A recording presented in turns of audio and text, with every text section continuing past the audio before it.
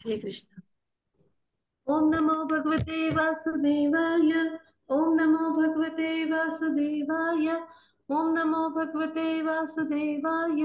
ओम अज्ञानतिमिरान्धस्य ज्ञानाञ्जनशलाकया चक्षुरुन्मिलितं येन तस्मै श्रीगुरवे नमः। श्रीचैतन्यमनोभीष्टं स्थापितं येन भूतले स्वयं रूप कदा मह्यं ददाति स्वपदान्तिकम्। वन्देऽहं श्रीगुरु श्रीयुतपदकमलं श्रीगुरुन् वैष्णवाञ्च जातं सगनरघुनाथान्वितं तं सजीवं साद्वैतं सावधूतं परिजनसहितं कृष्णचैतन्यदेवं श्रीराधा कृष्णपादान् ललिता श्रीविशाखान्वितांश्च। हे कृष्ण करुणा सिन्धो दीनबन्धो जगत्पते गोपेश गोपिका कान्त राधाकान्त नमस्तुते। तप्त काञ्चन गौराङ्गी राधे वृन्दावनेश्वरी वृषभानुसुते देवी प्रणमामि हरिप्रिये। वाञ्छाकल्पतरुभ्यश्च कृपा सिन्धुभ्येव च पतितानां पावनेभ्यो वैष्णवेभ्यो नमो नमः। नमो ॐ विष्णुपादाय कृष्णपृष्ठाय भूतले श्रीमते भक्तिवेदान्त स्वामिन् इति नामिने। नमस्ते सरस्वते देवे गौरवाणी प्रचारिणे निर्विशेष शून्यवादी पाश्चात्यदेशतारिणे। जय श्री कृष्ण चैतन्य प्रभु नित्यानंद श्री अद्वैत गदाधर श्रीवासादि गौर भक्तवृंद। हरे कृष्णा कृष्ण कृष्णा हरे हरे, हरे राम राम राम हरे हरे। हरे कृष्णा कृष्ण कृष्ण हरे हरे, हरे राम राम राम हरे हरे। श्री चैतन्य महाप्रभु की जय हो। श्री नरोत्तम दास ठाकुर जी की जय हो। श्रील प्रभुपाद की जय हो। गुरु महाराज की जय हो। हरे कृष्ण सर्वांना। आजच्या भक्ती सदाचार या आपल्या वर्गामध्ये आपल्या सगळ्यांचं मी इस्कॉन बेंगलोरच्या वतीने स्वागत करते। आज मंजिरी माताजी आणि अजून आपले नवीन प्रभूजी माताजी आहेत, त्या सगळ्यांचं स्वागत आपण इस्कॉन बेंगलोरच्या वतीने करूया। आणि आपला आज जो म्हणजे आज आपला जो आपल्या अभ्यासाचा भाग आहे आपला आजचा, तर आपण काय अभ्यासतोय? तिसरं मॉड्यूल अभ्यासतोय। भक्ती सदाचार जो आपला वर्ग आहे तर ह्याच्यामध्ये 4 मॉड्यूल असतात। पहिल्या मॉड्यूल मध्ये वैष्णव जे आहेत सदाचार म्हणजे वैष्णव एटिकेट्स असतात। दुसऱ्या मॉड्यूल मध्ये दशावतार आहेत भगवान श्रीकृष्णांचे। तिसरं मॉड्यूल आहे आपल्या गुरु परंपरा। इथं आपण गुरूंची आचार्यांची चरित्र अभ्यासतो, वैष्णव गौडीय परंपरेतली जी आहेत ती। आणि चौथं मॉड्यूल आहे आपलं सगळ्या स्तुती आहेत भागवतामधल्या। मग आता आपण नरोत्तम दास ठाकूर जे आहेत तर ते जे आहेत तर त्या म्हणजे आपल्या वैष्णव गौडीय परंपरेतले एक महान आचार्य आहेत। तर त्यांचं चरित्र आपण आज अभ्यासणार आहोत। आज त्यांचा आविर्भाव दिवस आहे म्हणजे काय, तर आज किंवा आपण मराठीमध्ये प्रकट दिन ज्याला म्हणतो, तर अशा जे महान आचार्य असतात त्यांचा आविर्भाव दिवस किंवा प्रकट दिन असं आपण उच्च म्हणजे कोटीचे हे वैष्णव आहेत तर त्यांच्याबद्दल आपण अशा पद्धतीने म्हणजे संबोधन वापरतो। मग त्यांचा आज काय आहे तर आविर्भाव दिवस आहे, तर त्यानिमित्त आपण त्यांचं चरित्र आज अभ्यासणार आहोत। आणि मग ह्याच्या माध्यमातून म्हणजे आज त्यांचं चरित्र अभ्यासल्यानंतर आपण मग पुढच्या वेळेला श्रीवास ठाकूर जे पंडित आहेत पंचतत्वातले श्रीवास ठाकूर आचार्य श्रीवास आणि जे श्यामा पंडित, तर हे तिघेही जीव गोस्वामींचे काय होते तर विद्यार्थी होते। आणि शिक्षा गुरु त्यांचे कोण होते? जीव गोस्वामी। तर मग ह्या अनुषंगाने आपण एकापाठोपाठ ही चरित्र अभ्यासणार आहोत। आज आता आपण नरोत्तम दास म्हणजे जे आहेत तर त्यांचं चरित्र आता अभ्यासायला आपण सुरुवात करूया। हरे कृष्ण। हा माताजी।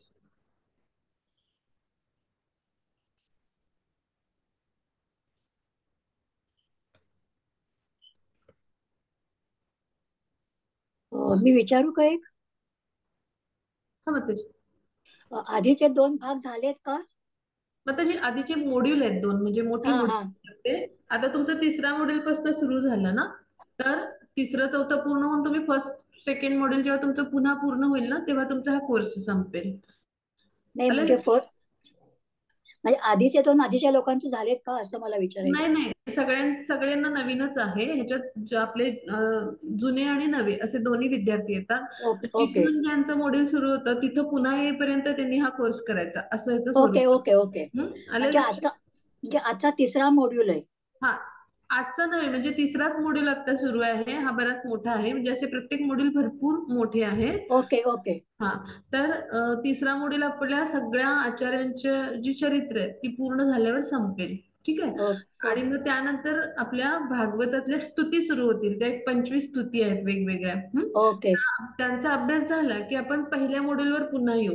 मग परत पहिलं मॉड्यूल पूर्ण झालं, त्याचे 6 सेशन असतात, ते झाले की आपण दुसऱ्या मॉड्यूलवर येऊ, की हा हा. त्याचे भगवान जे आहेत तर त्यांचे 10 अवतारांचा आपण अभ्यास करणार आहोत एकदम सखोल. तर असं ओके. टप्प्याटप्प्याने येऊ आपण. लक्षात आलं माताजी? हो हो, आलं आलं. हरे कृष्ण. हा. हरे कृष्ण, हा. थँक्यू. हरे कृष्ण. आता आपण आजचं आपलं जे नरोत्तम दास आहेत तर त्यांचं आपण चरित्र अभ्यासाला सुरुवात करूया. हा माताजी, पुढची स्लाइड घेऊया.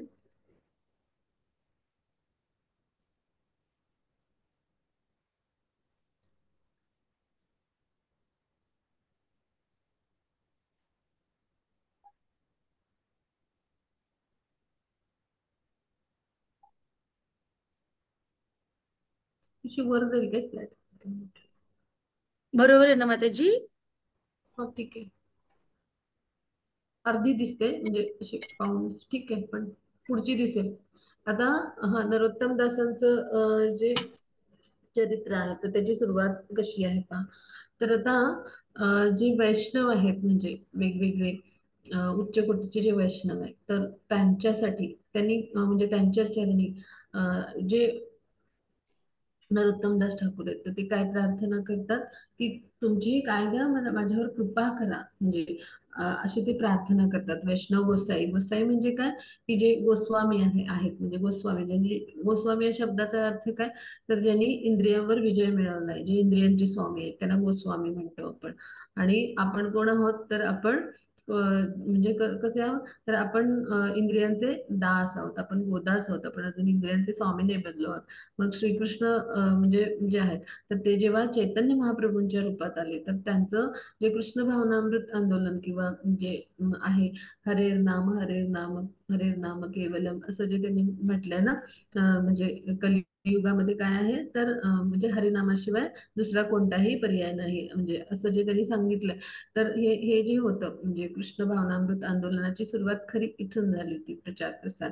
तर त्यावेळेला त्यांनी म्हणजे काय, की जे हे सगळे वैष्णव जे आहेत तर म्हणजे हे जे सगळे वैष्णव आहेत त्यांच्यासोबत, म्हणजे जे वेगवेगळे, जे जसे भगवान आले इथे लीला करण्यासाठी चैतन्य महाप्रभूंच्या रूपामध्ये, तसे हे सगळे वैष्णव जे आहेत उच्च कोटीचे, जे जे ह्या सगळ्या चैतन्य महाप्रभूंच्या लीलामध्ये सहभागी झाले, हे भगवंतांचे उत्तम पार्षद किंवा असे भगवान श्रीकृष्णांचे ते गोलोक वृंदावन मधले वेगवेगळे स्वरूपातले ते म्हणजे तिथले सेवक किंवा पार्षद आहेत. तर हा भाग आपण समजून घेऊया. मग अशा वैष्णवांच्या चरणी, म्हणजे जे वैष्णव गोसाई म्हणजे जे गोस्वामी आहेत, तर त्यांच्या चरणी म्हणजे हे जे नरोत्तम दास ठाकूर आहेत तर ते काय करतात, प्रार्थना करतात. तर ते का करतात, तर त्यांना चैतन्य महाप्रभूंनी सांगितलं होतं की तुम्ही वैष्णवांच्या साठी उत्तम भजन लिहा म्हणून. वैष्णवांच्या म्हणजे वैष्णवांना समर्पित अशी भजनं लिहा, रचना करा.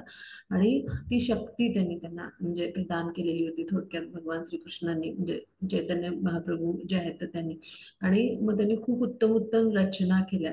आणि त्या कशा आहेत, तर त्या आध्यात्मिक जगतामध्ये आपल्याला नेणार आहेत. मग ते काय म्हणतात, काय प्रार्थना करतात अशा सगळ्या वैष्णवांना, म्हणजे भगवान श्रीकृष्णांना कोण आवडतं, तर आपला जो भक्त आहे की जो दासानुदास आहे, म्हणजे अशा वैष्णवांचा जो दास आहे तो आवडतो. म्हणून नरोत्तम दास कोणाला प्रार्थना करतात, तर असे जे सगळे उच्च कोटीचे वैष्णव आहेत, आचार्य परंपरेतले जे महान वैष्णव आहेत, तर त्यांच्या चरणी ते प्रार्थना काय करतात की तुमची माझ्यावर म्हणजे काय करा, कृपा करा, की जेणेकरून तुमची कृपा झाली तर भगवान श्रीकृष्णांची माझ्यावर किंवा चैतन्य महाप्रभूंची माझ्यावर कृपा होईल. पहा, हा समर्पण भाव आहे आणि हा आपल्यामध्ये म्हणजे तो आपल्यामध्ये हळूहळू उतरला पाहिजे, असे आपण प्रयत्न करायचे. आपण सगळ्या वैष्णवांना काय सांगायचं की तुम्ही माझ्यावर कृपा करा, आणि तुमच्यावर भगवान श्रीकृष्णांनी कृपा केलेली असल्यामुळं तुमच्या माध्यमातून माझ्यावर भगवान श्रीकृष्णांची कृपा होईल, माझ्यावर चैतन्य महाप्रभूंची कृपा होईल.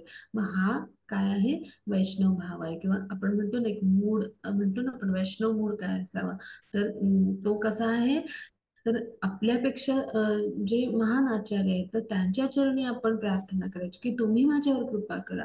आणि भगवान काय करतात, आपल्या उत्तम शुद्ध भक्ताच्या माध्यमातूनच आपल्यावर कृपा करतात, आपल्याला सेवा देतात. हे आपण अभ्यासलं भक्ती रसामृत सिंधू मध्ये.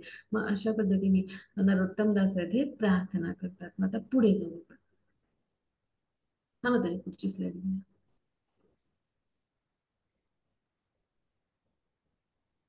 हा, मग आता ती जी प्रार्थना आहे तर ती आपण अभ्यासणार आहोत. तर ती खूप सुंदर अशी प्रार्थना आहे.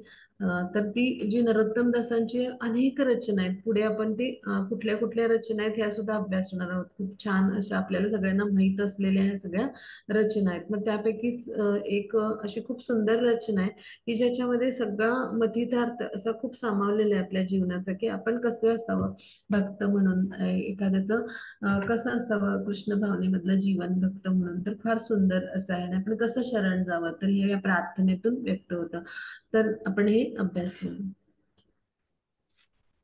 एक बार करुणा कर वैष्णव गोसाई, एक बार करुणा करो वैष्णव गोसाई, पतित पावन तुम बिन कोनो नाई, एक बार करुणा करो वैष्णव गोसाई, पतित पावन तुम बिन कोनो नाई, याहर निकटे गेले पापे दुरे छाया, जहर निकट गेले पाप दुरे छाया, इमुनो दयालो प्रभु के बकुथा पाया, इमुनो दयालो प्रभु के बकुथो पाया, गंगार पर शाहरे पश्चाते पावन, गंगारे पर साहुले पश्चाते पावन, दर्शने पवित्र कर हे तुम्हार गुण, दर्शने पवित्र कर हे तुम्हार गुण, हरिस्थाने अपराधे, हरिस्थाने अपराधे सारे हरि नाम, तुम स्थाने अपराधे नाही परित्राण, तुम स्थाने नाही प्रभे नाही परितान, तुमार हृदय सदा गोविंद विश्राम, तुम्हारे हृदय सदा गोविंद विश्राम, गोविंद कहे नाम वैष्णव पराण, गोविंद कहे नाम वैष्णव पराण, प्रति जन्मे करी आशा चरणेर धुली, प्रति जन्मे करी आशा चरणेर धुली, प्रति जन्मे करी अशा चरणी धुली, नरोत्तमे कर दया आपणार बली, नरोत्तमे कर दया आपणार बली. जय वैष्णव ठाकूर, जय जय वैष्णव ठाकूर. तर हे खूप प्रसिद्ध आणि सुंदर भजन आहे. माझा फारसा काही आवाज चांगला नाही, पण गायचा प्रयत्न केला.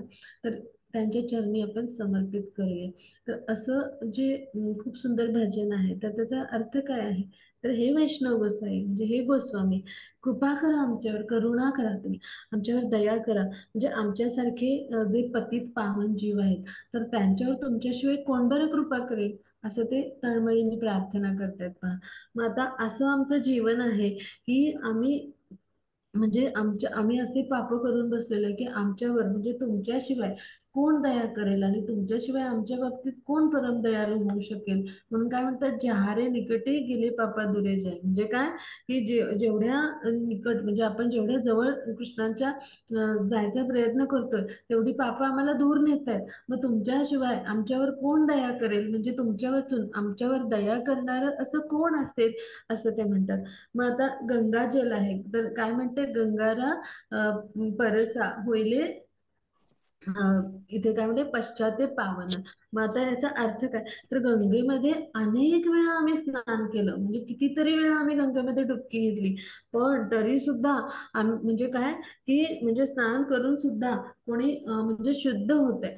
पण आमच्या म्हणजे असं आम्ही ऐकलंय, म्हणजे असं आमच्या ऐकिवात आहे की गंगेमध्ये स्नान केलं की म्हणजे बरेच जण शुद्ध होतात आणि पवित्र होतात. पण तुमच्या केवळ दर्शनानेच आमच्यासारखे पतित पावन जीव जे आहेत, तर ते काय होतात, शुद्ध होतात, असं सांगतात. मग आता पुढे ते काय म्हणतात की मग असे जे आमच्यासारखे म्हणजे जीव आहेत, तर आमच्यासाठी हे काय आहे, वरदान आहे. म्हणजे तुमच्यासारखे महान आत्मे आम्हाला म्हणजे वैष्णव असे जे आहेत की ज्यांच्या दर्शनाने काय होतं, तर आम्ही पवित्र होतो. मग आता भगवान श्रीहरींच्या चरणी आम्ही खूप अपराध केलेत, म्हणजे इतके अपराध केलेत की त्यासाठी मुक्ती आम्हाला हरिनामानेच मिळते.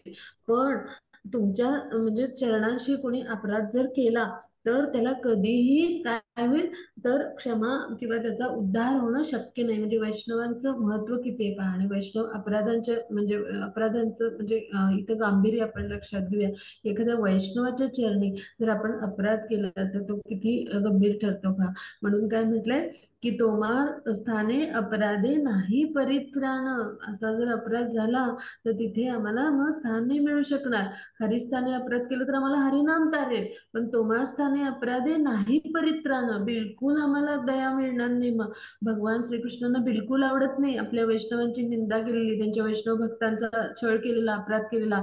मग तिथे काय होतं, भगवान स्वतः दंडित करतात, क्षमा नाही करत. म्हणजे म्हणून इथे काय म्हणतात ते की अशा तुमच्यासारख्या वैष्णवांचा अपराध केल्यानंतर आम्हाला कुठला म्हणजे पर्याय मार्गच उरणार नाही. यासाठी काय करायला पाहिजे की आपण वैष्णव अपराधापासून म्हणजे काय केलं पाहिजे, स्वतःचा बचाव करायला पाहिजे. मग आता पुढे काय म्हणतात ते की तोमारे पुढे ते म्हणतात, प्रतिजन्मे करी आशा चरणेर धुली. म्हणजे काय की आपलं म्हणजे जे आहे, तर जी चरण धुली आहे, तर तिची मी कामना करतो. म्हणजे प्रत्येक जन्मामध्ये ती मला मिळू दे, असं ते म्हणतात. आणि मग का मिळू दे म्हणतात, तर तुमच्या हृदयामध्ये काय आहे, तर गोविंदांचा विश्राम आहे. तुम्हारे हृदया सदा गोविंद विश्राम. तुमच्या हृदयामध्ये गोविंद परमात्मा स्वरूपाचे भगवान श्रीकृष्ण आहेत, त्यांना हे म्हणजे उच्चारण त्यांच्याबद्दल संबोधन आहे की गोविंद विश्राम करतात परमात्मा स्वरूपात तुमच्या हृदयात, तर ते स्वतः आहेत. मग असे जे गोविंद आहे, तर भगवान गोविंद जे आहेत, तर ते काय म्हणतात, तर ते म्हणतात की वैष्णवगण म्हणजे माझे प्राण आहेत. म्हणजे भगवान श्रीकृष्णाचे कोण आहेत ते सगळे वैष्णव, तर प्राण आहेत, जीव की प्राण असे प्रिय आहेत ते भगवान श्रीकृष्णांना. आणि म्हणून ते काय म्हणतात की म्हणून तुमच्या चरणी अपराध जर केला, तर मग काही म्हणजे आमच्यासाठी क्षमा नाही. म्हणजे इतके भगवंतांना वैष्णव प्रिय आहेत पहा, त्यांचे प्राण आहेत भगवान श्रीकृष्णांचे. आणि म्हणून तुमच्या म्हणजे म्हणजे जे तुमच्या चरणांची जी धुली आहे किंवा चरणांची जी रज आहे, तर ती म्हणजे माझं जे जन्मांतरांचं म्हणजे जे काही म्हणजे जे पाप आहे तर ते क्षालन होण्यासाठी केवळ तुमच्या चरणांची धुली मला जन्मोजन्मी मिळू दे अशी ती प्रार्थना करतात. किती सुंदर प्रार्थना आहे. ती रज मला आपल्या मस्तकावर धारण करायला मिळू दे, तुमच्या चरणांची रज, आणि त्याद्वारे किंवा ती धुली आहे तर ती मिळू दे मला, ही ते श्रीकृष्णांच्या चरणी प्रार्थना करतात. ह्या वैष्णवांच्या चरणी प्रार्थना करतात. असे नरोत्तम दास आपले ठाकूर आहेत. त्यांच्या रचना खूप सुंदर सुंदर आहेत. तर अशा पद्धतीनं म्हणजे एक बार म्हणजे तिथे काय आहे की एक बार हिंदीत जसं तसं बंगालीमध्ये कसं एई बार म्हणजे एक वेळा, म्हणजे काय एई बार करुणा कर वैष्णव गोसावी, हे वैष्णव गोसावी म्हणजे हे वैष्णव गोसावी तुम्ही माझ्यावर एकदा एकदा कृपा करा, अशी ती तळमळीने आर्ततेने केलेली प्रार्थना आहे. पहा, आपण पण असंच वैष्णवांना प्रार्थना करायची की एई बार करुणा करे हे हे वैष्णव गोसाई, म्हणजे काय की अशी आमच्यावर कृपा करा, अशी त्यांना प्रार्थना करायची. आज आपण नरोत्तमदास ठाकूरांच्या चरणी अशी तळमळीने सगळ्यांनी मनातून प्रार्थना करूया आणि आपण त्यांच्या चरणी साष्टांग नमन करूया आणि आजच्या अभ्यासाला सुरुवात करूया. आता आपण पुढे जाऊ. हा होता याच्या पुढे जाऊ, तो अर्थ आहे इंग्लिश मध्ये, पुढे जाऊ. हा. आता कृष्ण प्रेमाचा साठा आपण म्हणतो ना, कृष्ण प्रेमाचं जे काही सगळं म्हणजे जे काही कृष्ण प्रेम आहे ते असं ओतप्रोत भरभरून ज्यांच्या ठिकाणी आहे असे म्हणजे कोण आहेत तर श्रील नरोत्तम दास ठाकूर आहेत. पहा, आता ते कसे आहेत तर ते आपण आता अभ्यासणार आहोत. आता पुढे जाऊ जरा आपण. आधीची स्लाइड मिळेल, मी फक्त शॉर्ट करून घेते अर्थाची. हरे कृष्ण. मग ते जे वैष्णव सॉंग पुस्तकामध्ये आहेत ओके, हा, ठीक आहे. आणि तुमच्या शंका शेवटी विचारा. हा, मग त्याची रेकॉर्डिंग होते ना युट्यूबला जाते, हो, तर सॉरी शेवटी सॉरी विचारू सॉरी. शका. हा, क्षमा असावी, थोडस मला सांगावं लागेल कारण तुम्हाला नाही हा नाही, मी अभ्यास क्षमा मागते, सॉरी. नाही नाही नवीन आहे असलं की आपल्याला माहिती नसतो हा भाग, तर काय होईल सगळ्यांना ते सोयीचं जाईल आणि आपण शंका निरसन शेवटी करूया. ठीक आहे. हा.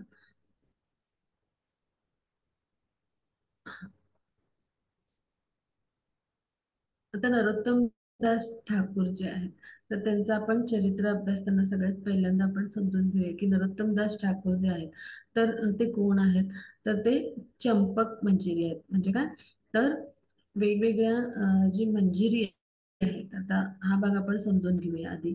तर भगवान श्रीकृष्ण जे आहेत तर आणि राधाराणी हे गोलोक वृंदावन मध्ये आहेत की जे कसं आहे तर चिन्मय धाम आहे, म्हणजे पूर्णतया आध्यात्मिक धाम आहे, म्हणजे आपण गोलोक वृंदावन जे म्हणतो. मग तिथे म्हणजे आपण गोलोक वृंदावन चार्ट मध्ये अभ्यासला असेल तर त्यांच्या सोबत त्यांच्या ज्या अष्टसखी आहेत तर म्हणजे सगळ्यात म्हणजे म्हणजे सगळ्यात प्रथम भगवान श्रीकृष्ण आणि राधाराणी, त्यांची चितशक्ती म्हणजे राधाराणी. मग तिथे त्यांच्यासोबत लीला करण्यासाठी त्यांच्या सेवेसाठी कोण आहेत तर अष्टसखी आहेत. त्या म्हणजे जे कमळ आहे अष्टकमलदर, तर तिथे त्याच्या पाकळ्यावर प्रत्येक पाकळ्यावर त्यांचे सेविका आहेत. तर आणि ते भक्त आहेत उच्च कोटीचे.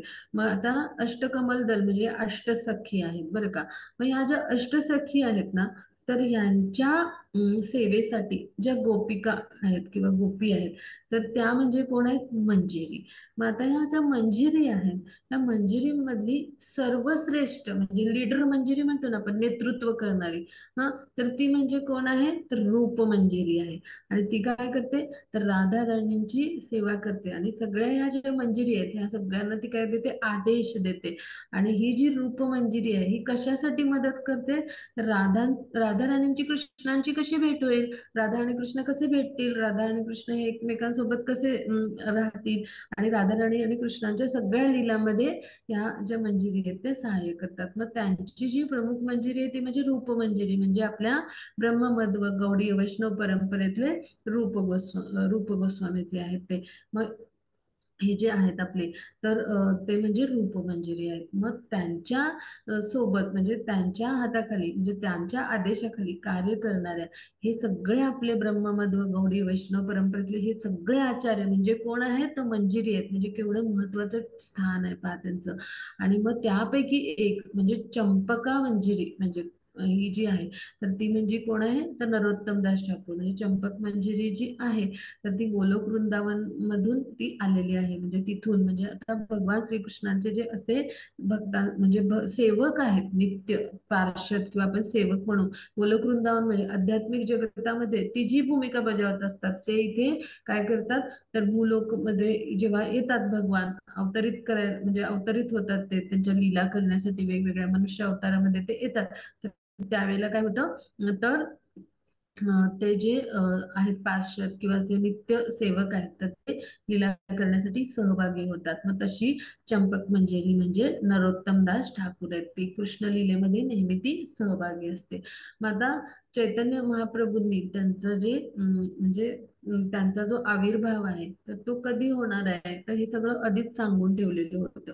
म्हणजे हे आता आपण समजून घेणार आहोत. म्हणजे महाप्रभूंनी काय केलं होतं ते आता आपण या घटनेतून आपण अभ्यासूया की चैतन्य महाप्रभूंनी आधीच सांगून ठेवलं होतं.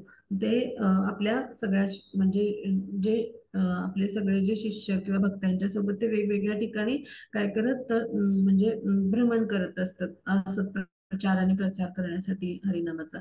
मग त्यावेळेला एकदा ते असेच फिरत फिरत पद्मावती नदी जी आहे तर तिच्या किनारी गेले. मग तिथे त्यांनी स्नान तिथे केल्यानंतर तेव्हा पद्मावती नदी जी आहे तर ती त्यांच्या समोर म्हणजे त्यांना नमन करून तिथे म्हणजे ती प्रकट झाली.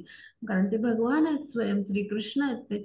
मग तिथे प्रकट झाली. मग तेव्हा नरोत्तम दास जे आहेत तर त्यांच्याबद्दल त्यांनी काय सांगितलं होतं नर्मदा नदीला की तुझ्याकडे नरोत्तम दास म्हणजे या नावानी जेव्हा तुझ्या नदीमध्ये म्हणजे तुझ्या पाण्यामध्ये या नदीच्या पाण्यामध्ये जेव्हा माझा एक भक्त येऊन स्नान करेल तेव्हा तू काय कर त्याला कृष्ण प्रेम दे. आणि त्यासाठी मी काय करतो आत्ता तुझ्याकडे हे कृष्ण प्रेम जे आहे तर ते ठेवून देतो तर ते जतन कर. आणि तू काय कर तो जेव्हा माझा भक्त येईल आणि तुझ्या ह्या पाण्यामध्ये म्हणजे तुझ्या नदीरूपी पाण्यामध्ये जेव्हा तो स्नान करेल तेव्हा ते तू त्याला ते प्रेम आहे ते प्रदान कर. मग असं त्यांनी आधीच सांगून ठेवलं होतं पद्मावती नदीला. आणि अशा पद्धतीने ही लीला घडली. मग जेव्हा आले नरोत्तम दास ठाकूर तिथे आणि त्यांनी स्नान केलं त्या नदीमध्ये तेव्हा त्यांचं हृदय आहे ते कृष्ण प्रेमाने म्हणजे पूर्णतः म्हणजे असं भारावून गेलं. आणि त्यांना कृष्ण प्रेम म्हणजे कृष्ण प्रेमामध्ये ते इतके म्हणजे ते भावविभोर झाले की त्यांची सगळी लक्षणं बदलली. आता ते पुढे आपण अभ्यासणार आहोत. पण पहा भगवान श्रीकृष्णांची ही लीला होती. म्हणजे चैतन्य महाप्रभूंनी ही आधीच हे सगळं सांगून ठेवलेलं होतं. मग आता पुढे जाऊ आपण. इथे चित्रात आपण पाहूया की ही पद्मावती नदी आहे आणि इथे चैतन्य महाप्रभूंनी येऊन जेव्हा स्नान केलं तेव्हा ती पद्मावती नदी प्रकट झाली त्यांच्या समोर. मग त्यांनी काय सांगितलं की मी तुझ्याकडे हे जे आहे ते माझं प्रेम माझ्याविषयीचं म्हणजे तुला प्रदान करतोय. तर ते तू असा भक्त आला नरोत्तम दास या नावाचा की तू त्याला प्रदान कर. म्हणजे पहा इथे जर त्यांच्या हातातून असं जे आलेलं आहे म्हणजे काय कृष्ण प्रेम म्हणजेच काय तर भगवान श्रीकृष्णांच्या विषयीचं प्रेम कधी मिळेल तर ती काय आध्यात्मिक शक्ती म्हणजे अंतरंग शक्तीद्वारे आपल्याला प्रेम मिळतं. तिच्या माध्यमातून ते कार्यरत झाल्यावर प्रेम मिळतं आणि सेवा सेवा मिळते हो की नाही. म्हणजे आधी सेवा आणि मग नंतर प्रेम मिळतं. मग अशा पद्धतीने भगवान श्रीकृष्णांच्या ज्या विविध शक्ती आहेत तर त्यापैकी अंतरंग शक्तीच्या माध्यमातून हे आपल्याला प्रदान होत असतं. मग ते अशा माध्यमातून त्यांनी तिथे जतन करून ठेवलं होतं पहा आपल्या भक्तासाठी. आता पुढे जाऊया आपण. त्याची पुढची स्लाइड. आता ह्यांचे जे आई वडील होते तर त्यांच्याविषयी आपण थोडस अभ्यासणार आहोत. मग आता हे जे होते नरोत्तमदास ठाकूर जे होते तर त्यांचे जे वडील होते तर त्यांचं नाव होतं कृष्णनंदा. कृष्णनंदा आणि आईचं नाव होतं नारायणी असं नाव होतं. म्हणजे आई आणि वडील हे दोघेही होते. तर हे जे होते तर हे जे होते नरोत्तम दास म्हणजे जे होते तर त्यांच्यासह तर ते गोपालपूर नावाच्या म्हणजे एक उपखंड आहे म्हणजे तर तिथे राहत होते. म्हणजे गोपालपूर म्हणजे तो पूर्वीचा राजेशाही जिल्हा आहे तो. तर ते गोपालपूर नावाचा तो आता त्याचा उपखंड आहे. तर तिथं रामपूर बौलिया नावाचं असं एक म्हणजे तिथून 12 मैलावर असं त्या ठिकाणी खेतुरी नावाचं गाव आहे. तर तिथं ते राहत होते. आणि हे जे होते जे त्यांचे वडील होते तर ते कोण होते, गोपालपूरचे जमीनदार होते. आणि त्यांचं नाव काय होतं, राजा कृष्णानंद दत्त असं त्यांचं पूर्ण नाव आहे. म्हणजे तर आणि त्यांच्या आईचं नाव काय होतं, नारायणी देवी. म्हणजे म्हणजे हे जे त्यांचं चरित्र आता आपण अभ्यासतोय, तर तिथे आपण त्यांच्या आई वडिलांना सुद्धा म्हणजे जे त्यांच्याविषयी सुद्धा माहिती घेतोय. तर ह्याचं कारण काय आहे, तर अशा म्हणजे अत्यंत श्रीमंत जमीनदार कुटुंबामध्ये त्यांचा जन्म झाला होता. आणि तो कधी झाला, तर माघी पौर्णिमेला झाला, की ज्या वेळेला म्हणजे उगवणारा चंद्र असतो तर तो सगळीकडे असा पसरत होता. म्हणजेच काय, की जेव्हा चंद्रोदय होत असतो म्हणजे संध्याकाळी, म्हणजे संध्याकाळ म्हणजे काळ जी होत असते, तर त्याच्या शेवटी म्हणजे संध्याकाळी नंतरचा प्रहर आणि रात्रीच्या आधीचा प्रहर, तर अशा प्रहरी त्यांचा जन्म झाला. मग आता हे जे राजा कृष्णानंद होते, तर त्यांना एक लहान भाऊ होता, की ज्याचं नाव होतं पुरुषोत्तम दत्त. आणि त्यांना एक संतोष नावाचा मुलगा होता. मग आता खरं तर हे जे नरोत्तम दास आहेत, तर हे कसे होते, तर एका म्हणजे जमीनदार म्हणजे ते म्हणजे राजाच्या स्वरूपातच होतं त्यांचं ऐश्वर्य. म्हणजे ते राजेशाहीच त्यांचा सगळा थाट होता आणि तितकं ऐश्वर्य होतं. म्हणजे आणि मग ते राजाचे पुत्र म्हणजे ते राजेच होते. म्हणजे त्यांच्याकडे वतन गेल्यानंतर ती जमीनदारी आली होती, किंवा राजे म्हणजे त्यांच्याकडचे राज्य गेल्यानंतर असं ते होतं त्या काळातलं त्यांचं जे होते आर्थिक स्थिती. ती मग ते राजाचेच पुत्र होते आणि त्या रूपामध्ये ते प्रकट झाले. म्हणजे केवढं म्हणजे मोठं भाग्य आहे पहा. म्हणजे आपण भगवद्गीतेमध्ये अभ्यासलं की जे योगभ्रष्ट होतात योगी, तर त्यांना काय मिळतो, एकतर म्हणजे म्हणजे अल्पकाळ तपस्या करून साधना करून जे योगभ्रष्ट होतात, तर त्यांना अशा श्रीमंत वैभवशाली कुटुंबामध्ये जन्म मिळतो. आणि जे दीर्घकाळ तपस्या करून म्हणजे योगभ्रष्ट होतात, तर त्यांना कुठे मिळतो जन्म, तर एखाद्या ब्राह्मण किंवा आचार्य कुटुंबामध्ये. तर तसं इथे पहा, यांना अत्यंत श्रीमंत अशा वैभवशाली कुटुंबामध्ये जन्म मिळाला. पण खरं तर हे मंजिरीच आहेत. म्हणजे हे नित्य सिद्ध असे आहेत किंवा नित्य मुक्त आपण म्हणतो, तर तसे आहेत.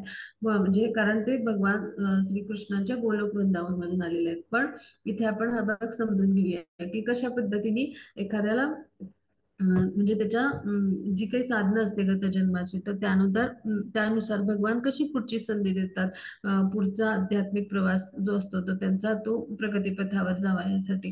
तर एखाद्याला म्हणजे अशा श्रीमंत अशा कुटुंबामध्ये जन्म मिळतो. मग अशाच पद्धतीने जे नरोत्तमदास ठाकूर आहेत, तर ते राजाचे पुत्र म्हणून जन्माला आले होते. मग त्यांना म्हणजे ते खरं तर एक महापुरुष आहेत, किंवा असे म्हणजे उत्कृष्ट असे ते व्यक्ती होते. म्हणजे ते दिसायला अत्यंत सुंदर होते. म्हणजे इतकं उत्कृष्ट त्यांचं दिव्य व्यक्तिमत्व होतं, की त्यांचे असे लांब लांब हात होते. म्हणजे आपण अजानुबाहू म्हणतो ना, अशा पद्धतीचं असे त्यांचे लांब हात होते. आणि त्यांची अत्यंत खोल नाभी होती. म्हणजे सौंदर्याचं लक्षण मानलं जातं. आणि असा खूप छान गोरा असं म्हणजे असा म्हणजे आपण म्हणतो ना, की सावळा आणि गोरा यांच्या मधला म्हणजे असा, तर असा रंग होता. म्हणजे त्याला डार्क कॉम्प्लेक्शन इंग्लिशमध्ये म्हणतात. म्हणजे बिलकुल म्हणजे असं खूप असा म्हणजे गोरापान असा या श्रेणीतला नाही, पण म्हणजे खूप असा म्हणजे कृष्ण असा वर्णन हवे. म्हणजे ह्याच्या मधली जी छटा असते ना, तर तसा म्हणजे सावळा असा, त्याला डार्क कॉम्प्लेक्शन असं म्हणतात. तर असा छान पण चमकदार चेहरा असा म्हणजे त्यांचा रंग होता चेहऱ्याचा.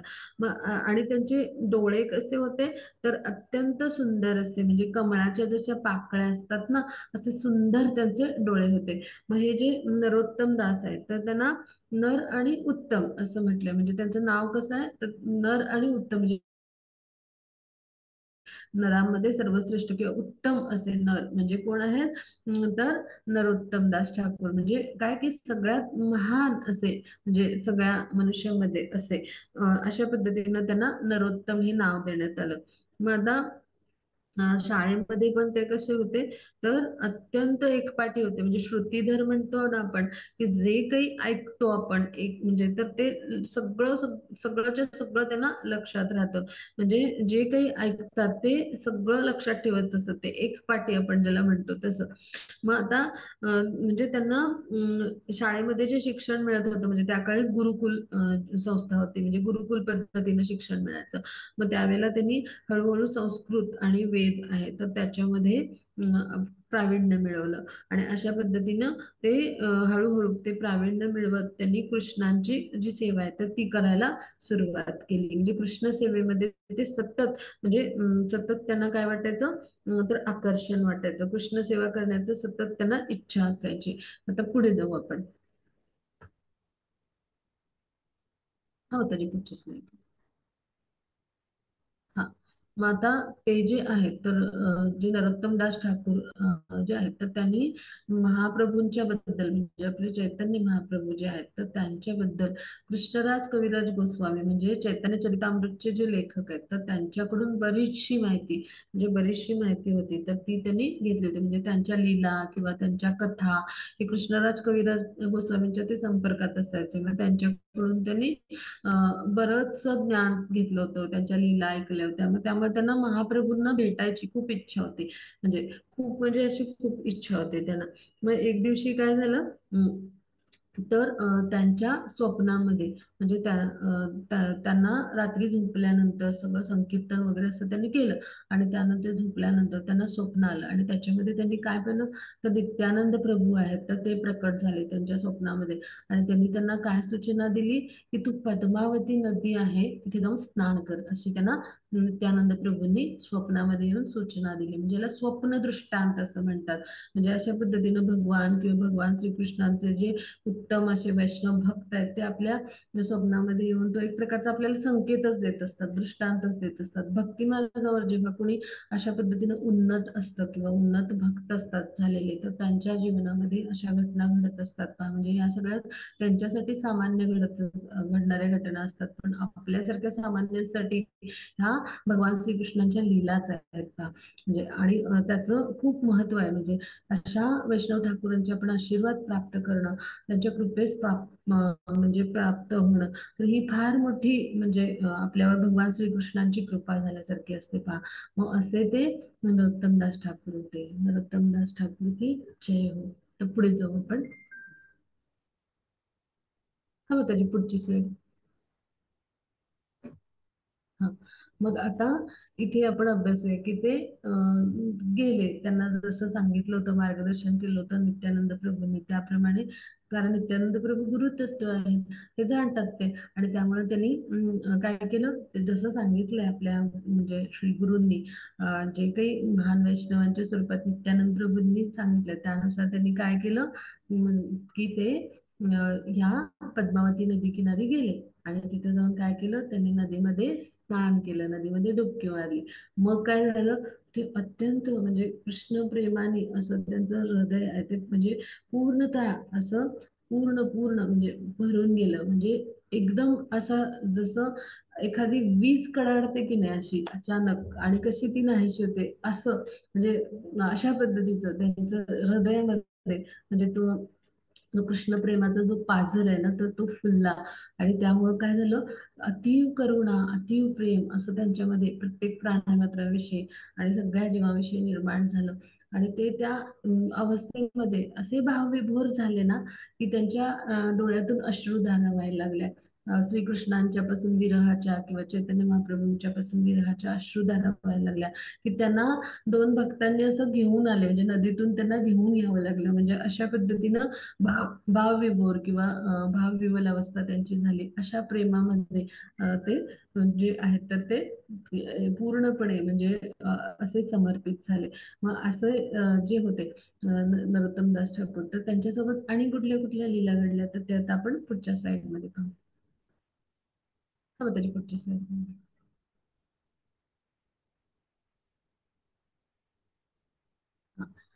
म्हणून इथे काय सांगितलंय की भगवान जे आहेत म्हणजे श्रीकृष्ण तर त्यांच्या प्रेमाचं म्हणजे त्यांच्याविषयीचं भाव आणि प्रेम आणि त्या माध्यमातून त्यांची झालेली भावस्थिती म्हणजे हे प्रेमाश्रू देणारे म्हणजे हे जे आहेत तर ते कोण आहेत नरोत्तम दास ठाकूर आहेत पहा.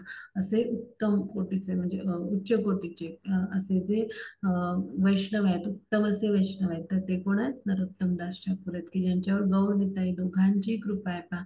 चैतन्य महाप्रभूंनी त्यांच्यासाठी आपलं प्रेम ठेवलं होतं पद्मावती नदीमध्ये आणि नित्यानंद प्रभूंनी काय केलं तर त्यांच्या स्वप्नात येऊन दृष्टांत दिला. म्हणजे असे जेव्हा गौरनिताई त्यांच्यासाठी कृपा करत असतील तर ते किती उच्च कोटीचे वैष्णव आहेत पहा.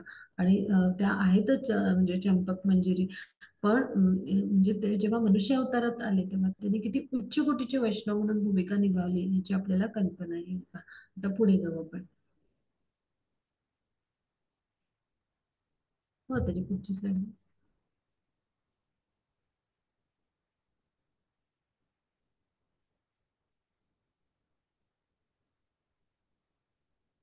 पुढची स्लाइड घेऊ. हा एक मिनिट याच्या आधीची 12 नंबरची होती तशी.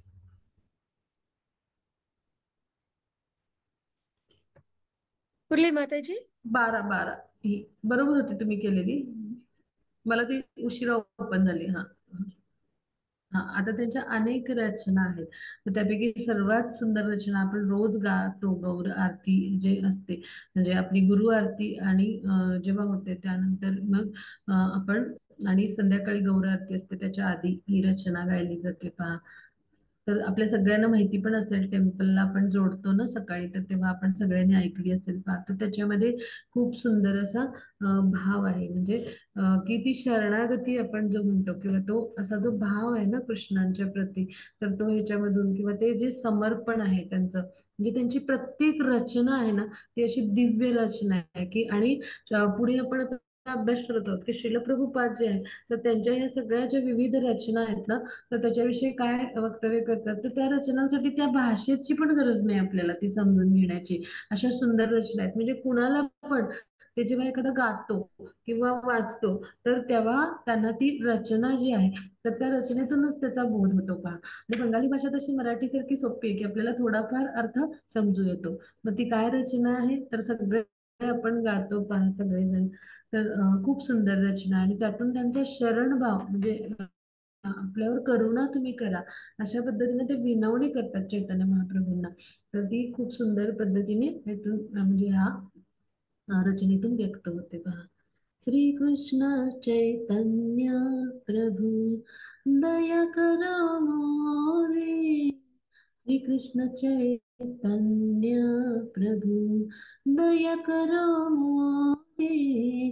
तुम बिना के दयालु जगत संसार. तुम बिना के दयालु जगत संसारी. पतित पावन हेतु तव अवतारा. पतित पावन हेतु तव अवतारा. कुसुमापतिता प्रभुना पाइबे हारा. कुसुमापतिता प्रभुना पाइबे हारा. आता याचा अर्थ काय आपण समजून घेऊया. याच्यात खूप खूप गूढ आणि गंभीर अर्थ दडलाय आणि म्हणून ही प्रार्थना आहे तर ती म्हणजे अशा दिव्य आध्यात्मिक स्तरावर आपल्याला घेऊन जाते.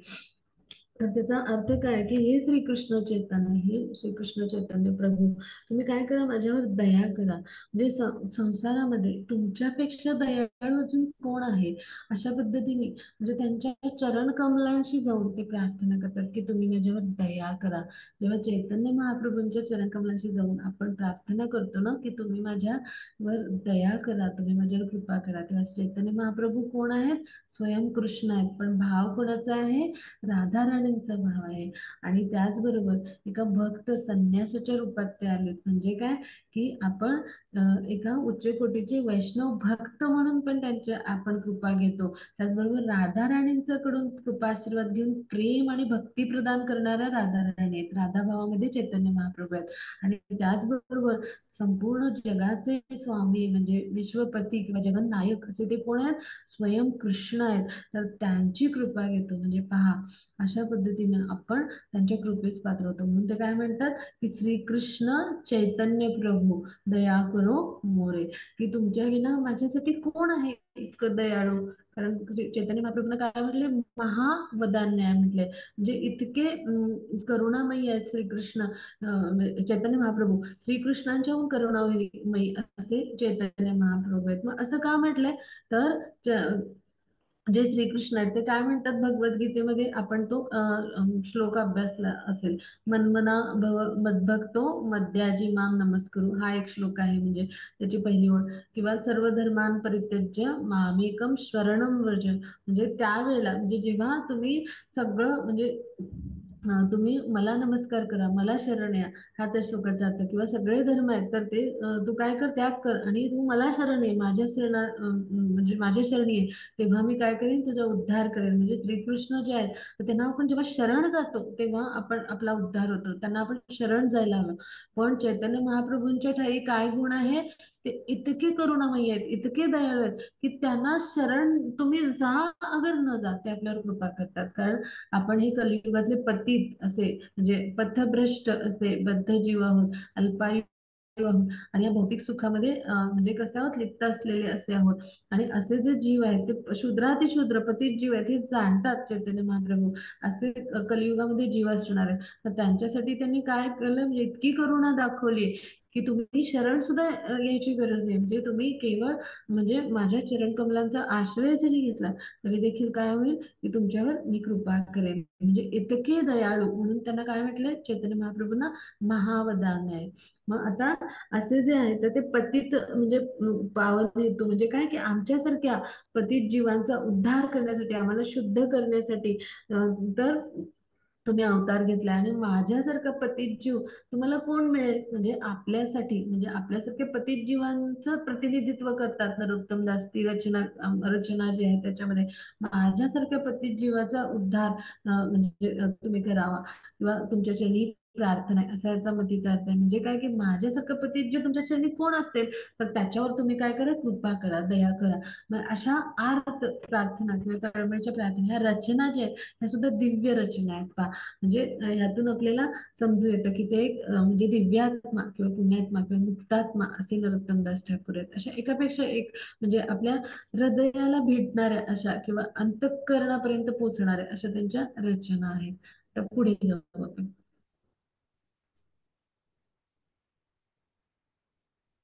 हा, मग त्याची पुढची स्लाइड. हा, आता ज्या वेळेला हे जे नरोत्तमदास ठाकूर आहेत तर त्यांनी हे जेव्हा स्वप्न पाहिलं तर त्यानंतर त्यांनी पद्मावती नदीत स्नान केलं. आणि त्यानंतर त्यांनी काय केलं? जेव्हा ते पुन्हा आले तर त्यानंतर त्यांना पुन्हा एक स्वप्न आलं बरं का. तर त्या स्वप्नामध्ये त्यांना काय दिसलं? तर चैतन्य महाप्रभू जे आहेत तर त्यांचं दर्शन झालं.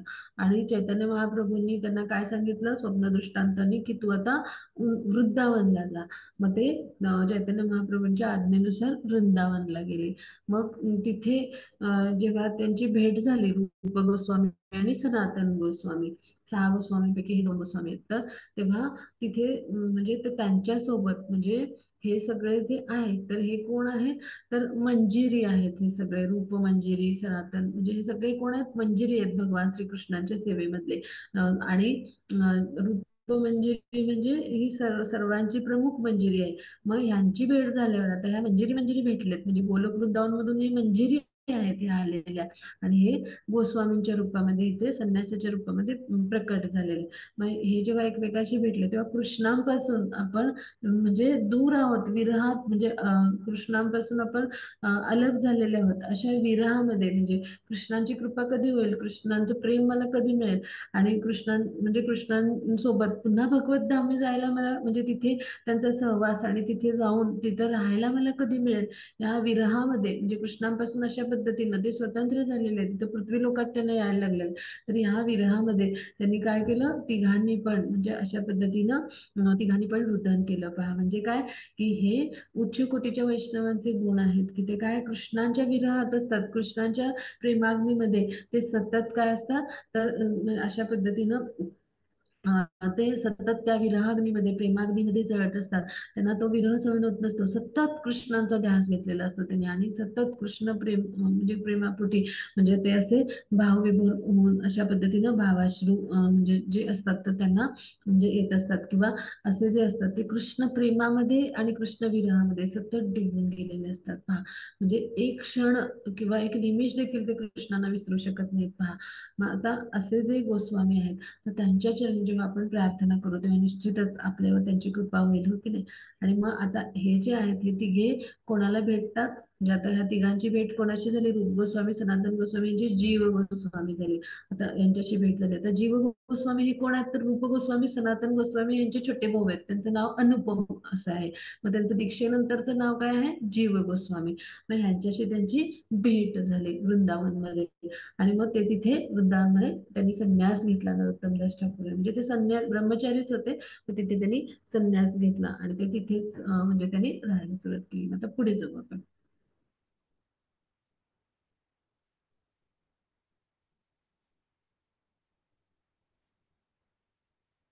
हा मग आता हे जे आहेत जे नरोत्तमदास ठाकूर आहेत, तर त्यांच्या म्हणजे ज्या रचना आहेत वेगवेगळ्या, तर त्या खूप सुंदर आहेत. मग त्यांचा म्हणजे त्या रचना ज्या आहेत तर त्या काय करतात, तर आपल्याला म्हणजे राधाकृष्णांच्या बद्दल किंवा ह्या सहा गोस्वामींच्या बद्दल किंवा गुरु भक्त भक्ती सेवा आध्यात्मिक सेवा यांच्याबद्दल म्हणजे ही भक्तिगीत आहेत त्यांच्याबद्दल आपल्याला अशा छान बंगाली रचना ज्या आहेत त्या म्हणजे त्यांच्या आपल्याला पाहायला मिळतात.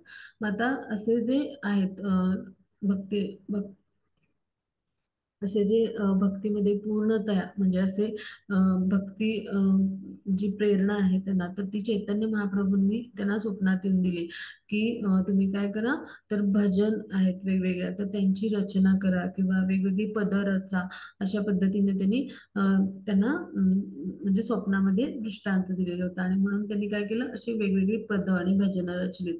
मग असे जे होते, तर जे नरोत्तमदास ठाकूर होते तर त्यांनी काय केलं, वृंदावनमध्ये येऊन लोकनाथ गोस्वामी जे आहेत तर त्यांची सेवा केली, भरपूर सेवा केली. आता लोकनाथ गोस्वामी हे सुद्धा एक म्हणजे उच्च असे कोटीचे वैष्णव किंवा गोस्वामींपैकी आहेत.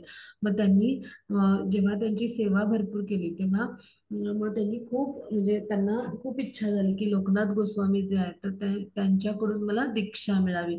जसं जगन्नाथदास बाबाजी आहेत तर ते जे आहेत जे भक्तिविनोद ठाकूर यांचे ते गुरु आहेत बरं का. हा आणि भक्तिविनोद ठाकूर जे आहेत तर ते त्यांचे पुत्र म्हणजे आपले जे शिलप्रभुपाद आहेत तर त्यांचे गुरु कोण आहेत, भक्ती सिद्धांत सरस्वती. तर ते त्यांचे पुत्र, आणि म्हणजे भक्तिविनोद ठाकूर यांचे ते पिता म्हणजे भक्तिविनोद ठाकूर हे त्यांचे, भक्ती सिद्धांत सरस्वती जे आहेत त्यांचे ते पिता आहेत. मग आता त्यांना सुद्धा म्हणजे अशाच पद्धतीनं जगन्नाथदास बाबजी जे आहेत तर ते त्यांचे भक्तिविनोद ठाकूर हे एकमेव शिष्य होते. खूप अशी खूप गयावया केली खूप त्यांनी, तेव्हा त्यांनी मग त्यांची भरपूर परीक्षा केली आणि त्यानंतर भक्तिविनोद ठाकूरांना त्यांनी दीक्षा दिली होती. मग तसंच अगदी लोकनाथ स्वामींना खूप त्यांनी गयावया केली, खूप याचना केली, खूप प्रार्थना केली. मग लोकनाथ स्वामी जे आहेत तर त्यांनी त्यांना नरोत्तमदासांना म्हणजे दीक्षा दिली, आणि त्यांना म्हणजे आपलं शिष्य म्हणून स्वीकारलं. पहा म्हणजे ते एकमेव शिष्य आहेत असे नरोत्तमदास हे लोकनाथ म्हणजे जे स्वामी आहेत गोस्वामी जे आहेत तर त्यांचे. मग आता जीव गोस्वामी कोण आहेत, तर त्यांचे शिक्षा गुरु आहेत. म्हणजे आता शिक्षागुरु आणि दीक्षागुरु याच्यामध्ये फरक असतो. पण शिक्षागुरु आणि दीक्षागुरु यांचं महत्व अनन्यसाधारण आहे. म्हणजे श्रीकृष्णांची ती रूपच आहेत, तितकंच महत्व आहे दीक्षागुरूंना पण आणि शिक्षागुरूंना. भगवान श्रीकृष्णांची ती बाह्य प्राकट्य रूप आहेत अशी म्हणली जातात. आणि मग जीव गोस्वामी जे आहेत म्हणजे तर ते शिक्षागुरु आहेत. शिक्षागुरु काय करतात, आपल्याला जीवनामध्ये कशा पद्धतीनं जे आध्यात्मिक दृष्टिकोन घ्यायचे ह्याचं मार्गदर्शन करतात जीवनाच्या वेगवेगळ्या समस्यावर. तर आणि त्याचबरोबर दीक्षा गुरु काय करतात, तर आपल्याला कशा पद्धतीनं आचरण करायचं श्रीकृष्णांच्या पदचिन्हांचं म्हणजे तर ते म्हणजे भक्तीचं अनुशीलन कसं करायचं प्रायोगिक तत्वावर, तर ते शिकवत असतात. मग असे जे दीक्षा गुरु आहेत ते त्यांचे कोण आहेत, लोकनाथ गोस्वामी. आणि जीव गोस्वामी कोण आहेत, त्यांचे शिक्षा गुरु आहेत. आता पुढे जाऊ आपण. हा त्याची पुढची स्लाइड. हा मग श्रीनिवास म्हणजे श्रीनिवास जे आहेत म्हणजे तर ते त्यानंतर नरोत्तम दास ठाकूर आणि दुःखी कृष्णा दास, तर हे सगळे एकाच वेळेला जीव गोस्वामी यांचे विद्यार्थी होते म्हणजे शिष्य होते. आणि मग ते त्यांनी एकाच वेळी सगळा अभ्यासक्रम पूर्ण केला जीव गोस्वामींच्या मार्गदर्शनाखाली. म्हणजे जे काही आपलं ब्रह्म वैष्णव गौडीय परंपरेतनं जे काही शिक्षण आहे म्हणजे तेव्हा गुरुकुल अशी पद्धती होती. मग दीक्षा गुरूंनी त्यांना जीव गोस्वामींकडे पाठवलं, त्यांच्याकडून त्यांनी शिक्षण घेतलं म्हणजे हे सगळं असं. तर म्हणजे मग त्यावेळेला ते जेव्हा शिक्षण म्हणजे हे सगळं वैदिक जे ज्ञान आहे म्हणजे थोडक्यात आपल्यासारखं बाह्य शिक्षण नव्हे, म्हणजे बाह्य जगतातलं आपल्या शरीराच्या आवश्यक त्या गरजा पुऱ्या करण्यासाठीचं शिक्षण नव्हे बरं का. तर वैदिक ज्ञान त्यांनी घेतलं त्यांच्याकडून. आणि हे जे वैदिक ज्ञान आहे तर ह्याच्यामध्ये म्हणजे हे सगळं म्हणजे ते जेव्हा उन्नत झाले हे त्यांचे शिष्य म्हणजे जीव गोस्वामींकडे ते पूर्वीपासूनच शिक्षा गुरु म्हणून होते. पण जीव गोस्वामींना त्यांनी मार्गदर्शन केलं. नरोत्तम दास ठाकूरांची त्यांच्याशी भेट झाल्या म्हणजे जेव्हा झाली तर त्यावेळेला जे जीव गोस्वामी आहेत तर म्हणजे त्यांना लोकनाथ स्वामींनी जे काही मार्गदर्शन केलं होतं त्यानुसार त्यांनी शिक्षा गुरु म्हणून त्यांना अशा पद्धतीनं वैदिक ज्ञान जे आहे त्याच्यामध्ये उन्नत केलं अजून उच्च स्तरावर. आणि अशा पद्धतीनं जेव्हा त्यांचं हे वैदिक ज्ञान आहे तर ते आत्मसात करून झालं आणि त्यांचं हे अशा पद्धतीचं म्हणजे जे अध्ययन पूर्ण झालं मग त्यावेळेला जीव गोस्वामी जे आहेत तर त्यांनी त्यांना पदवी दिली, आचार्य ही पदवी दिली. म्हणजे श्रीनिवासांना आचार्य ही पदवी दिली. श्रीनिवास पंडित जे आहेत तर त्यांना आचार्य श्रीनिवास पंडित म्हणतात. किंवा नरोत्तम दास ठाकूर आहेत तर त्यांना म्हणजे ठाकूर ही पदवी दिली नरोत्तम दासांना, म्हणजे ठाकूर अशी पदवी दिली. म्हणजे ते आचार्य किंवा त्याही मोठा म्हणजे असा हुद्दा जो आहे तर ती दर्शवते किंवा म्हणजे तशा पद्धतीच्या पदावर स्थित आहेत ते. आणि श्यामानंद पंडित असं, तर त्या श्यामानंदांना पंडित ही पदवी दिली. म्हणजे अशा तिघांनाही त्यांनी हे 3 शिष्य आहेत म्हणजे दुःखी कृष्ण हे श्यामानंद पंडितांचं नाव आहे तर त्यांना त्यांनी दुःखी कृष्ण दास जो होता तर त्याला त्यांनी श्यामानंद पंडित ही पदवी दिली. म्हणजे दीक्षेनंतरची नाव आहेत त्यांची. तर श्रीनिवासांना काय नाव राहिलं त्यांचं दीक्षेनंतर, श्रीनिवास आचार्य असं झालं. नरोत्तम दासांचं नरोत्तम दास ठाकूर असं झालं. आणि श्यामानंद म्हणजे ते पूर्णच नाव बदललं, दुःखी कृष्ण दास म्हणून ते भक्त होते तर त्यांचं नाव श्यामानंद पंडित असं झालं. मग आता जीव गोस्वामींनी त्यांना काय केलं, मग त्यानंतर बंगालमध्ये पाठवलं. म्हणजे बंगाल म्हणजे पश्चिम बंगाल चा जो भाग आहे म्हणजे हा मायापूर वगैरे नवद्वीप धाम तर हा सगळा भाग जो आहे तर इकडे म्हणजे वृंदावनमध्ये ते होते. तिथून त्यांनी कुठं पाठवलं या तिघांनाही, त्यांनी बंगालमध्ये प्रचार आणि प्रसारासाठी म्हणजे हरिनाम संकीर्तन जे आहे तर ते किंवा हरिनाम संकीर्तनाचं जे आंदोलन आहे किंवा कृष्ण भावनेचं आंदोलन त्याच्या प्रचार प्रसारासाठी त्यांनी कुठे पाठवलं, त्यांना पश्चिम बंगालच्या काही प्रांतामध्ये पाठवलं. आणि ते कशामुळे पाठवलं तर जान्हवी देवी जे आहेत म्हणजे जान्हवी माता म्हणजे कोण आहेत, जान्हवी देवी म्हणजे कोण आहेत तर नित्यानंद प्रभू यांच्या पत्नी आहेत त्या. आणि त्या प्रत्यक्ष म्हणजे ज्या आहेत तर बलरामजींच्या ज्या पत्नी आहेत तर त्यांचा त्या म्हणजे रेवती मातांच्या त्या अवतार आहेत. आणि मग अशा ज्या आहेत म्हणजे नित्यानंद प्रभू हे बलरामजी आहेत तर त्यांच्या पत्नी ह्या कोण आहेत, जान्हवी माता किंवा जान्हवी देवी म्हणतात त्यांना, तर त्या रेवती मातांचा अवतार आहे. मग त्यांनी नित्यानंद प्रभू जे आहेत तर ते म्हणजे त्यांनी जेव्हा आपलं अवतार कार्य समाप्त केलं तेव्हा त्यानंतर नित्यानंद वंश म्हणजे जो आहे तो पुढे चालवला. म्हणजे आपला एक सुपुत्र आणि स्वतः त्या आध्यात्मिक म्हणजे या सगळ्या चळवळीमध्ये सहभागी झाल्या. ह्या हरिनाम संकीर्तनाच्या प्रचार प्रसारामध्ये. कारण त्यांचा जो पुत्र होता तो लहान होता, आणि त्याचबरोबर हे जे आंदोलन आहे पुढे नेण्यासाठी मग अशा वेळी हे भगवान श्रीकृष्णांचंच म्हणजे हे प्रयोजन होतं, की ही सगळी जबाबदारी नित्यानंद प्रभूंच्या नंतर माता जानवींच्यावर येऊन पडली. आणि मग त्यांनी काय केलं, तर हे कृष्ण भावनामृत जे आहे तर त्याचा प्रचार आणि प्रसार त्यांनी आपल्या सुपुत्रासह केला. आणि त्यांनी म्हणजे आपला वैष्णव सिद्धांत आहे, गौडी वैष्णव सिद्धांत, तर ते अनेकांना म्हणजे त्याचं त्याद्वारे प्रशिक्षित केलं. अनेक म्हणजे जे अभक्त आहेत तर त्यांना भक्त बनवून त्यांना वैष्णव बनवण्याचं कार्य, असं खूप मोठं कार्य जानवी मातांनी केलंय. त्यांची समाधी आहे वृंदावनला. आपण कधी वृंदावनला जायचा योग आला तर पहा. मग त्यांनी स्वप्नात येऊन त्यांच्या दृष्टांत दिला.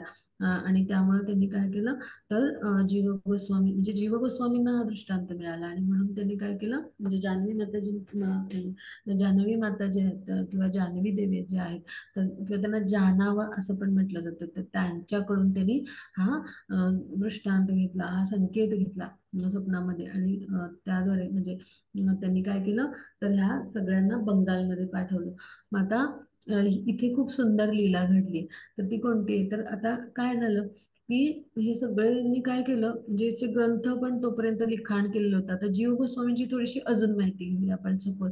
तर जीव गोस्वामी जे होते ना, यांनी काय केलं होतं, हे सगळ्यात छोटे भाऊ होते सनातन गोस्वामींचे, अनुपम म्हणजे त्यांचं नाव, आणि त्यांचं दीक्षेनंतरचं जीव गोस्वामी. मग ते अत्यंत तल्लख बुद्धीचे होते आणि अत्यंत बुद्धिमान होते. त्यांचे 4 लाखापेक्षा श्लोकांच्या रचना आहेत आणि अत्यंत म्हणजे खूप ग्रंथ त्यांनी लिहिलेत बरं का. म्हणजे अफाट साहित्य त्यांनी म्हणजे निर्माण केले.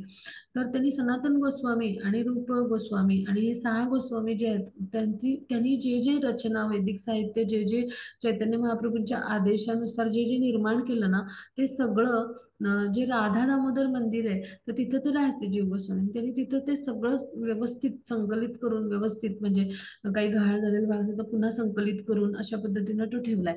आणि त्याचं सगळं एकत्रीकरण केलेलं आहे आणि त्यांनी ते जतन केलंय. एखादं म्युझियम कसं असतं किंवा पुस्तकालय, ग्रंथालय, तर तसं त्यांनी सगळं साहित्य तिथं राधा दामोदर मंदिर म्हणजे हे म्हणजे एक प्रकारचं ग्रंथालय किंवा म्युझियम सारखंच होतं त्या काळात, की तिथं सगळ्या प्रकारचं वैदिक ज्ञानाचं म्हणजे साहित्य उपलब्ध होतं. आणि त्याचं सगळ्याच म्हणजे जबाबदारी जीव गोस्वामी मी घेतली होती आणि त्या सगळ्याचं म्हणजे रक्षण करायचं त्या वैदिक साहित्याचं. आणि त्याचबरोबर ते जे वैदिक साहित्य आहे ते व्यवस्थित कसं राहील आणि सर्वांसाठी उपलब्ध राहील यासाठी लिखाण आणि रचना आपल्या वेगवेगळ्या शिष्यांच्या माध्यमातून करायचं कार्य होतं. त्या काळामध्ये काही प्रिंटिंग आणि अशा पद्धतीचं प्रेस वगैरे नव्हते, हाताने लिहून पूर्ण करायचे. मग अशा पद्धतीचं त्यांनी लिखाण वगैरे असं करून घेतलं होतं. मग अशा पद्धतीने त्यांनी पुस्तकं तयार केली होती, म्हणजे असे ग्रंथ त्यांनी तयार केले होते, बांधून तयार करायचे तेव्हा. आणि शाईनी म्हणजे मोरपीस असं बुडवून शाईमध्ये अशा पद्धतीने ते लिहायचे. मग अशा पद्धतीने ते तयार केलेले जे सगळे म्हणजे किंवा टाक असायचे आणि शाई असायचे आणि त्यात बुडवून ते अशा पद्धतीचं लिखाण करायचे. मग ते असे अनेक ग्रंथ त्यांनी तयार केलेले होते आणि ते एका बैलगाडीत त्यांनी भरले. आणि मग ते आता पश्चिम बंगालमध्ये प्रचार प्रसार करायला त्या बैलगाडीतून ते तिघेही म्हणजे ही जी मंडळी होती, श्रीनिवास, नरोत्तम दास ठाकूर आणि हे श्यामा पंडित आहेत, तर श्यामानंद पंडित, तर हे सगळे तिघेही तिकडे गेले. मग आता पुढे काय घडलं हे आपण पाहूया. हा, मग त्याची पुढची स्लाइड.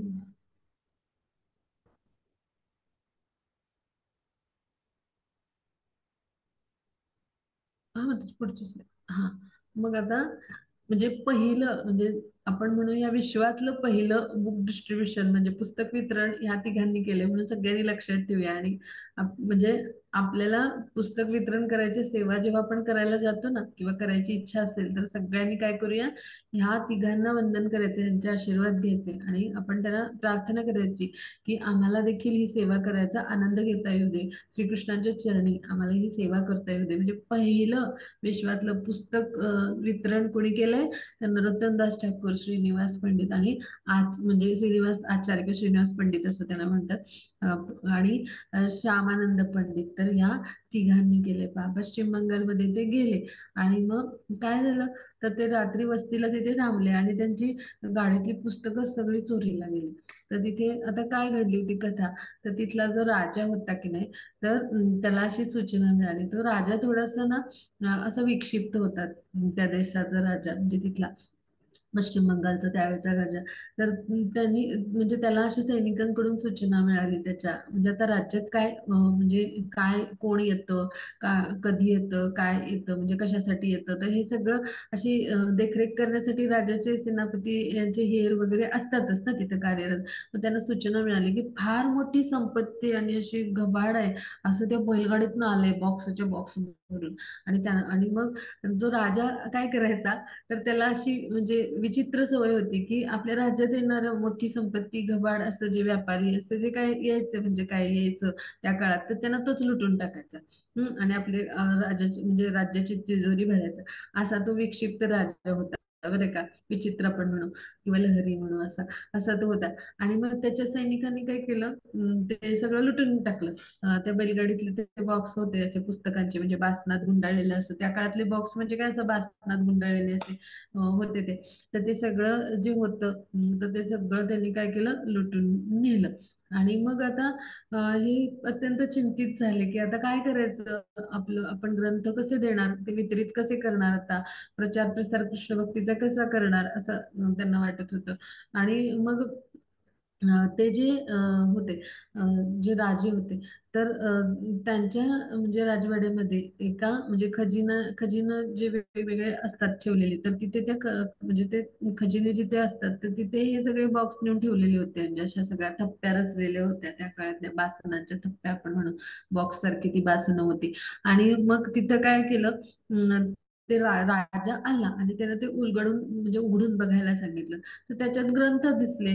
मग आता त्यांनी काय केलं की आपला जो सेवक होता त्याला सांगितलं की त्यातला एक ग्रंथ काढ आणि तो वाच, आणि तो वाचायला सुरुवात कर म्हणून. मग काय झालं की हे सगळं असं सुरू असताना ते आपली म्हणजे जी आपली जी ग्रंथ संपदा आहे तर ती सगळी चोरी गेली, म्हणून ते श्रीवास पंडित जे होते, तर ते राजदरबारी म्हणजे कुठेतरी आता म्हणजे नोंदवायला पाहिजे ना की अशी घटना घडली. म्हणून ते पूर्वी कोतवालाकडे जायचे. मग ते कोतवाल म्हणजे त्या राजदरबारी कोतवाल असायचे, ते राजाच्या राजाकडे ती तक्रार घेऊन जायचे. मग तसे ते तिथे राजाच्या राजदरबारात हजर राहिले. आणि राजा काय करत होता, आपले सेवक सेनापती जे कोणी असतील त्यांना तो ग्रंथ दिला होता आणि सांगितलं होतं की हा आता वाचा, म्हणजे मला वाचून सांगा ह्याच्यात काय आहे ते. आणि तिथे त्यांनी ते वाचायला सुरुवात केली, म्हणजे वाचून सांगायला सुरुवात केली. पण राजाचा जो सेवक आहे तो काही उच्च कोटीचा वैष्णव नाहीये किंवा तो भगवान श्रीकृष्णाचा भक्त नाहीये. त्याला काही ते व्यवस्थित सांगता येईना. ते भागवताची प्रत होती आणि ते काही सांगता येईना व्यवस्थित असं चांगल्या पद्धतीने. म्हणल्यावर राजा अत्यंत असा म्हणजे वैतागला. आणि मग तिथं हे श्रीवास पंडित होते समोर आणि तिथं ते आलेले होते राजकीय. तर त्यांनी सांगितलं की हा काही बरोबर सांगत नाहीये असं म्हणून ते म्हणजे राजा वैतागला, संतापल्यासारखा झाला थोडा. आणि त्यांनी त्याला सांगितलं तू नको सांगूस. आणि मग जो समोर माणूस आहे त्याला म्हणजे आता ते श्रीवास पंडित होते, त्यांना सांगितलं तुम्ही मला याचा अर्थ वाचून दाखवा आणि हे सगळं मला सांगा तुम्ही. असं सांगितलं, तुम्ही द्या प्रवचन ह्याच्यावर, येतंय का तुम्हाला असं. म्हणजे असंच म्हणजे असाच तो म्हणजे विक्षिप्त असा होता, म्हणजे असंच तो बोलत होता त्यांच्याशी बरं का. पण ही सगळी कृष्णांची कशी योजना असते पहा. श्रीवास पंडित होते म्हणजे पहा त्यांच्याकडून त्यांना श्रीमद भागवत ऐकायला मिळालं, म्हणजे केवढं मोठं भाग्य आहे त्या राजाचं. म्हणजे तो म्हणजे असा विक्षिप्त असेल तरी पण श्रीकृष्णांची त्याच्यासाठी कशी योजना आहे पहा. म्हणजे तो उत्तम भक्तच असा म्हणजे मागच्या अनेक जन्मांचा किंवा असा पुण्यात्माच असावा की त्याला श्रीवास पंडितांचं सानिध्य लाभलं. आणि श्रीवास जे आहेत आचार्य म्हणजे, तर त्यांच्या चरणी त्यांनी काय केली, प्रार्थना केली की तुम्ही काय करा, मला आता हे सगळं म्हणजे सांगा. म्हणजे आधी तो राजा वैतागलेलाच होता, पण जेव्हा श्रीवास पंडित जे आहेत तर त्यांनी त्याला भागवताचं प्रवचन दिलं आणि ते इतकं त्यांच्या श्रीमुखातून सुमधुरपणे आलं. आणि इतके छान त्यांनी कृष्ण कथा कृष्ण लीला सांगितल्या. म्हणजे भगवान श्रीकृष्णांचे ते भक्त आहेत, उत्तम मंजिरी आहेत, नित्य पार्षद आहेत. आणि असे जे आहेत श्रीवास पंडित, तर त्यांच्या तोंडून जेव्हा भागवत त्यांनी ऐकला तेव्हा त्याच्या हृदयामध्ये म्हणजे म्हणजे एक म्हणतो ना आपण की काळजाला जाऊन भिडतं किंवा हृदयामध्ये एक आनंद उत्साह असा निर्माण झाला. म्हणजे भगवत प्रेमाचे जे ठिणगी असते ना, तर ती थोडक्यात आपण म्हणू की पडली.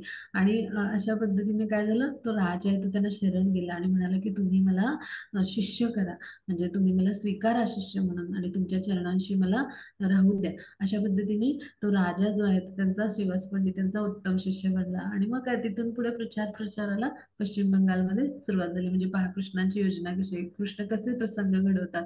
आणि अशा पद्धतीने पश्चिम बंगालमध्ये आता आपण पाहतो कृष्ण भक्तीचा प्रचार प्रसार, कृष्ण भावनामृत आंदोलनाचा किंवा त्या काळात हरिनाम संकीर्तन जे आहे, तर त्याचा प्रसार प्रसार कशामुळे आहे, तर त्याचं म्हणजे प्रमुख स्रोत जे आहेत तर ते कोण आहेत, नरोत्तमदास ठाकूर, श्रीनिवास आचार्य आणि श्यामानंद पंडित. आता पुढे जाऊ आपण. हो, त्याची पुढची स्लाइड.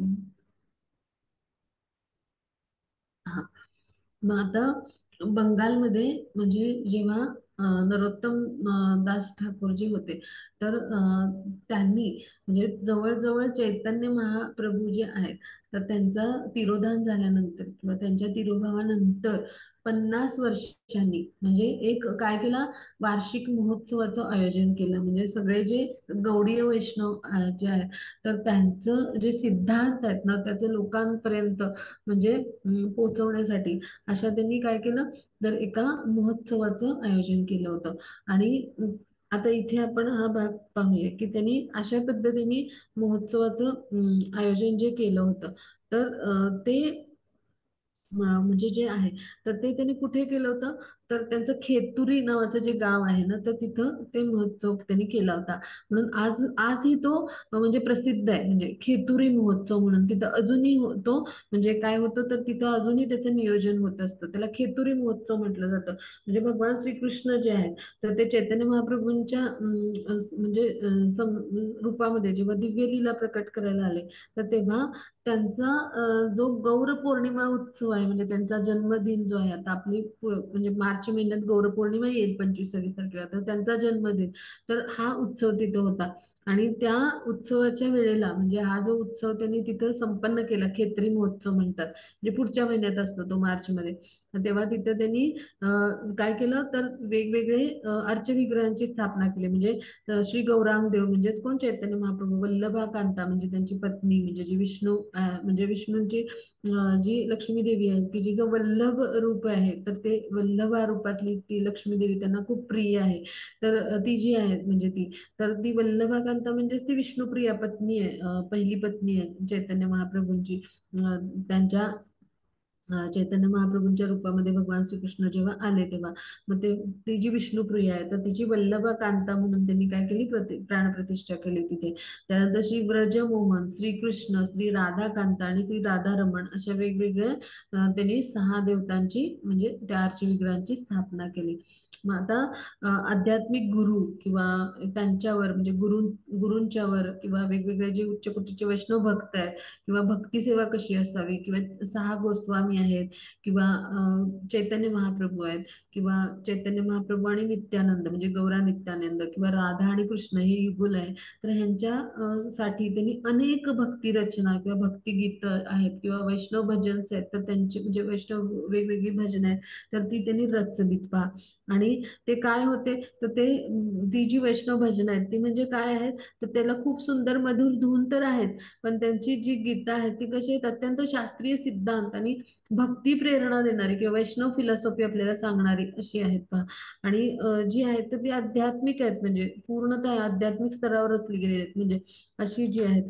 आणि त्यांच्या प्रार्थना आणि जे प्रेम आहे तर या संदर्भात म्हणजे जे कृष्ण प्रेम आहे, भगवत प्रेम आहे, तर या संदर्भात त्यांचं ज्या रचना आहेत तर त्या भक्ती चंद्रिका या ग्रंथामध्ये आहेत. म्हणजे अशा सुंदर पद्धतीच्या रचना म्हणजे कृष्ण प्रेम म्हणजे कृष्ण आणि राधा यांचं जे प्रेम आहे तर त्या संदर्भातल्या जे प्रार्थना आणि प्रेम आहे म्हणजे कृष्ण प्रेमा संदर्भातल्या, तर त्या भक्ती चंद्रिका या ग्रंथामध्ये त्यांच्या रचना आहेत. मग असे जे होते नरोत्तम दास ठाकूर तर ते चंपक मंजिरी होते. आणि ते काय करतात चंपक मंजिरी, तर राधा आणि कृष्ण यांच्या सेवेमध्ये म्हणजे रूपमंजिरी जी आहे म्हणजे रूप गोस्वामी त्यांना सदैव सहाय्यता करतात, म्हणजे मदत करतात, त्यांना सतत काय करत असतात, मदत करत असतात. मग त्यांनी आता पुढे काय केलं नरोत्तम दास ठाकूरांनी ते ते आपण आता अभ्यासूया. हो, त्याची पुढची स्लाइड घेऊया. त्याच्या पुढची, त्याच्या पुढे. हा. मग आता ही पण एक सुंदर लीला आहे. म्हणजे अशा अनेक तीर्थांना त्यांनी मग भ्रमण, वेगवेगळ्या तीर्थस्थानांना करायला सुरुवात केली. मग अशा म्हणजे तीर्थस्थानांना ते भ्रमण वेगवेगळ्या करतच होते, आणि त्याचबरोबर ते म्हणजे हरिनामाचा प्रसार प्रसार करतच होते बंगालमध्ये. मग आता ते भक्तीच्या सर्वोच्च पदावर पोहोचले होते, म्हणजे भक्ती रत्नाकर मध्ये म्हणजे म्हणजे हे सगळी वर्णन आहेत. तर गौडी वैष्णव संप्रदाय जे आहे, तर त्याचे ते अग्रणी असे आचार्य म्हणजे होते, म्हणजे ज्यांचं नाव विशेष करून अग्रणी घेतलं जाईल असे आचार्य असे होते. आणि ते लोकनाथ स्वामी जे आहेत, म्हणजे लोकनाथ गोस्वामी त्यांचे एकमात्र म्हणजे एकमेव शिष्य आहेत पहा. मग आता हे सगळं जे आहे, तर हे सगळा प्रचार प्रसार ते करतच होते. मग बंगालमधून त्यांनी उडीसामध्ये पण प्रचार प्रसार केला. मग आता ही लीला जी आहे ती खूप म्हणजे अं, महत्वाची आहे, किंवा ती अभ्यासण्यासारखी आहे. तर ती काय आहे ती आपण समजून घेऊया. तर आता वैष्णव जे असतात, तर ते नेहमी शुद्ध भक्तीमध्ये असे रममाण झालेले असतात भगवान श्रीकृष्णाच्या. मग असे जे वैष्णव असतात, तर ते काय करत असतात, नित्य वेगवेगळ्या आपल्या वैष्णव भक्तांच्या घरी जात असतात. म्हणजे आता जे संन्यस्त लोक आहेत, तर ते आपण अभ्यासलंय संन्यस्त धर्माचं महत्व काय. तर संन्यासांनी अशा गृहस्थाश्रमातल्या लोकांच्या घरी जावं, आणि त्यांना अध्यात्माचा प्रचार प्रसार करून त्यांचं अज्ञान दूर करावं, त्यांना भक्तीमध्ये प्रबुद्ध करावं, ह्या म्हणजे त्यांना वैष्णव बनवावं. मग अशाच पद्धतीनं गोपाल पुरार म्हणजे नावाचं जे गाव होतं, तर तिथं एक विप्रदास नावाचा ब्राह्मण राहत होता. तर त्यांनी काय केलं, नरोत्तमदास ठाकूर जे आहेत, तर त्यांना आपल्या घरी निमंत्रण दिलं. आता पहा, वैष्णव सदाचार आहेत, तर वेगवेगळे आपण शिष्टाचार जे आहेत, वैष्णव शिष्टाचार, तर त्याच्यामध्ये वेगवेगळ्या प्रकारचं देवाणघेवाण म्हणजे अभ्यासला आहे आपण, जे उपदेशामृतमध्ये. तर आपण वैष्णव शिष्टाचाराचाच एक भाग म्हणजे काय, की आपण एखाद्या वैष्णवाच्या घरी जावं, किंवा त्याला आपल्या घरी निमंत्रित पण आपण करू शकतो, उपहार देऊ शकतो आपण त्याला, त्याच्याकडून घेऊ शकतो. म्हणजे अशा पद्धतीने हे वेगवेगळे वैष्णव शिष्टाचारापैकी एक आहे. मग त्याला निमंत्रण केल्यानंतर वैष्णव शिष्टाचाराचा भाग म्हणून ते त्याच्या घरी गेले. मग त्या विप्रदासाच्या घरी गेल्यावर त्यांनी काय पाहिलं, की तिथं जी धान्याचं कोठार होतं त्याच्या घरी, तर तिथं काय होतं, तर एक म्हणजे नाग होता, आणि तो तिथे राहत होता. म्हणजे आणि म्हणजे बरेच दिवसांपासून तिथे तो राहत होता.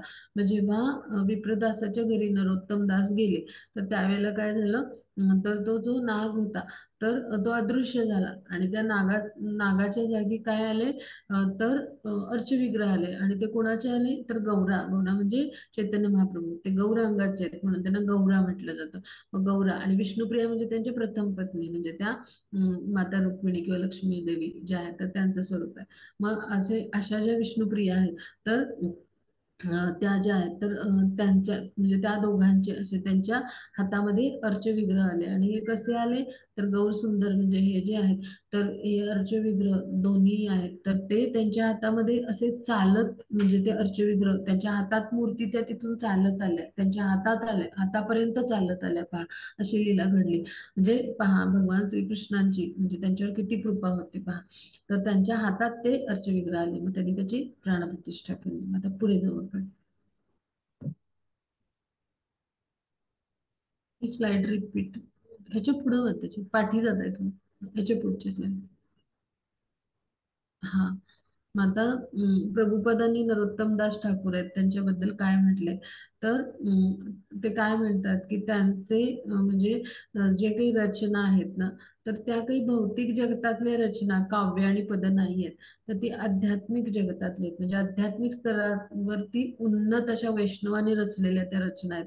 आणि ते खरं तर गोलोक वृंदावन मधून आलेले आहेत. म्हणजे आपल्या सगळ्यांना तर हा भाग माहिती होईल, चैतन्य चरितामृतामधल्या मध्य लीला मधल्या जो 7वा अध्याय आहे, तर त्याच्या 45 ते 48 श्लोकामध्ये जे तात्पर्य आहे त्यांचं, त्याच्यामध्ये हा उल्लेख आहे, की हरिनाम संकीर्तन जे आहे ना, तर हे हरिनाम संकीर्तन हे काही या भौतिक जगतातलं नाहीये.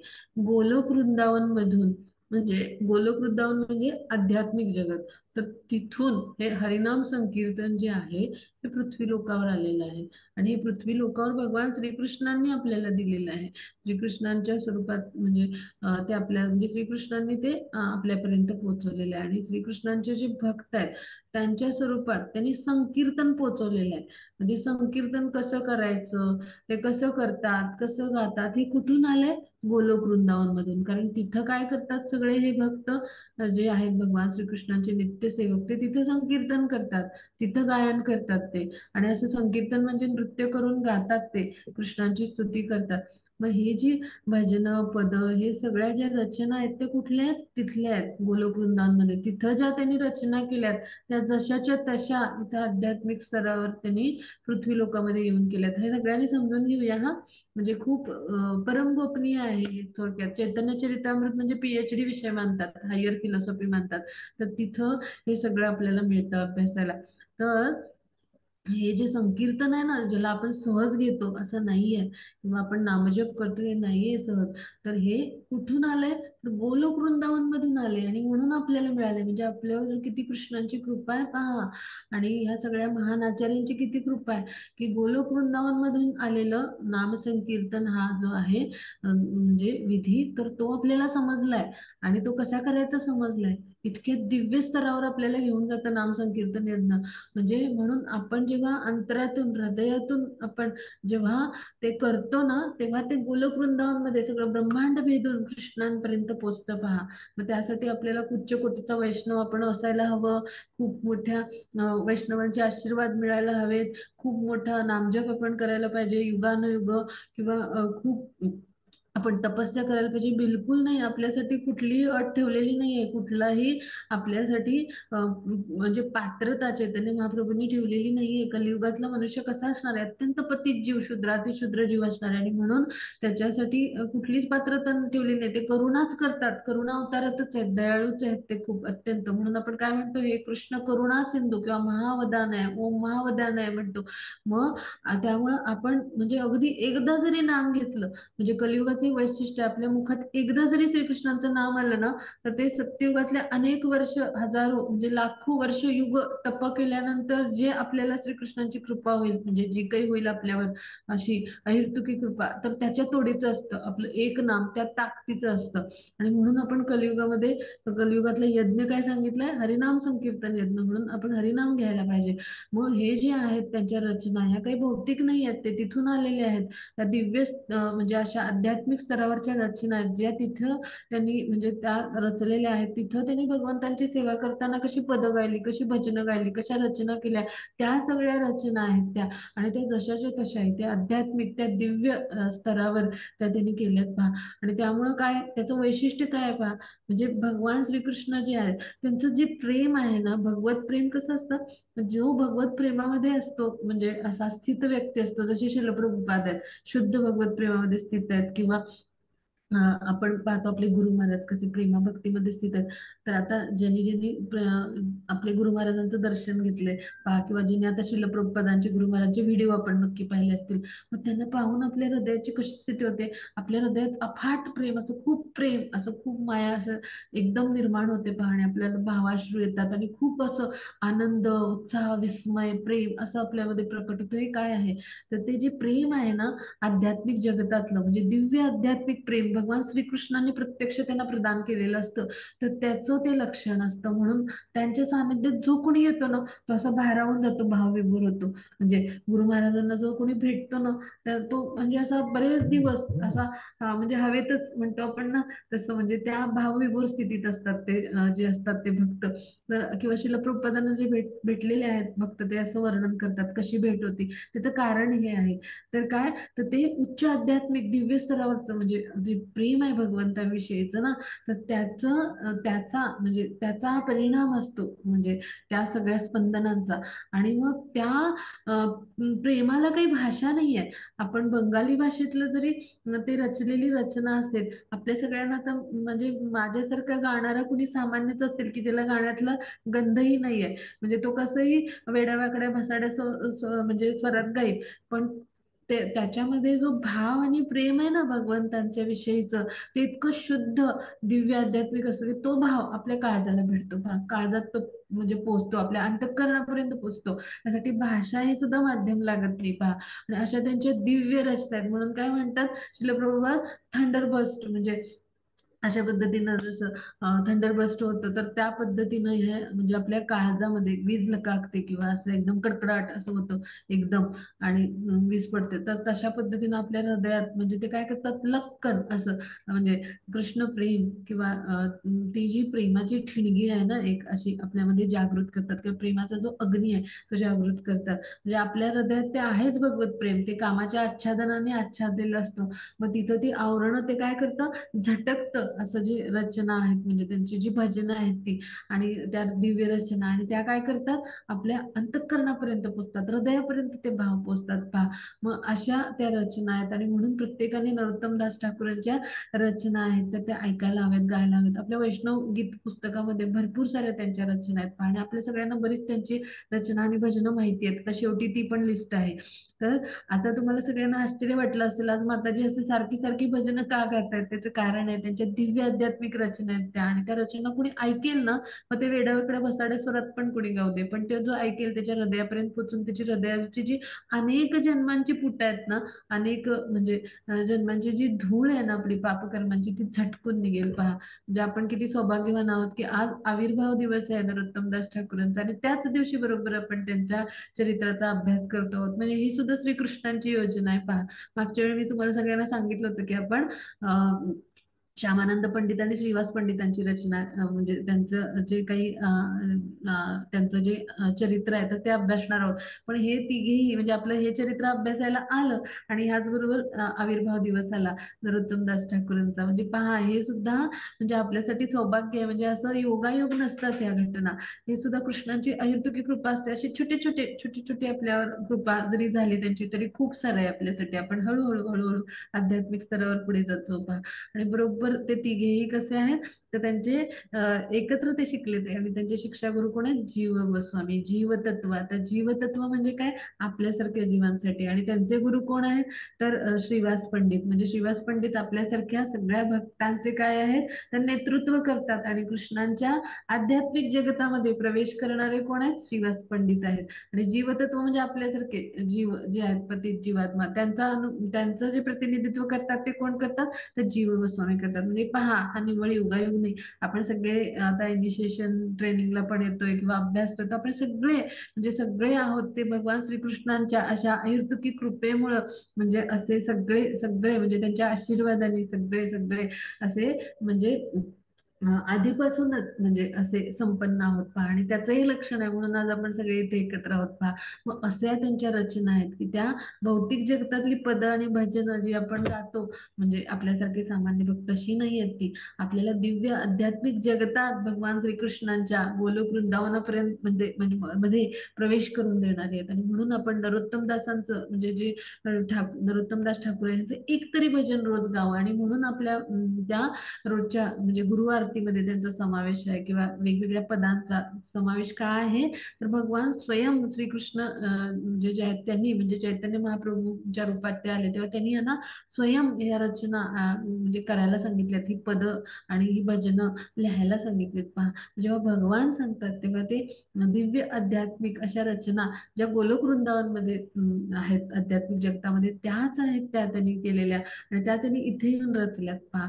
हे त्याचं महत्व आहे. आणि म्हणून आपण नरोत्तमदास ठाकूर जे आहेत तर त्यांच्या रचना गाव्यात, ऐकाव्यात. त्यामुळे काय होतं, आपली शुद्धी होते. म्हणजे ही शुद्धीकरणाची प्रक्रियाच आहे. भजन म्हणजे काय, तर भजन म्हणजे पूर्णपणे म्हणजे काय वाचा मनसा तिन्ही पद्धतीनं शरण जाऊन आपण भजतो. म्हणजे काय, नवविध भक्ती आली त्याच्यामध्ये.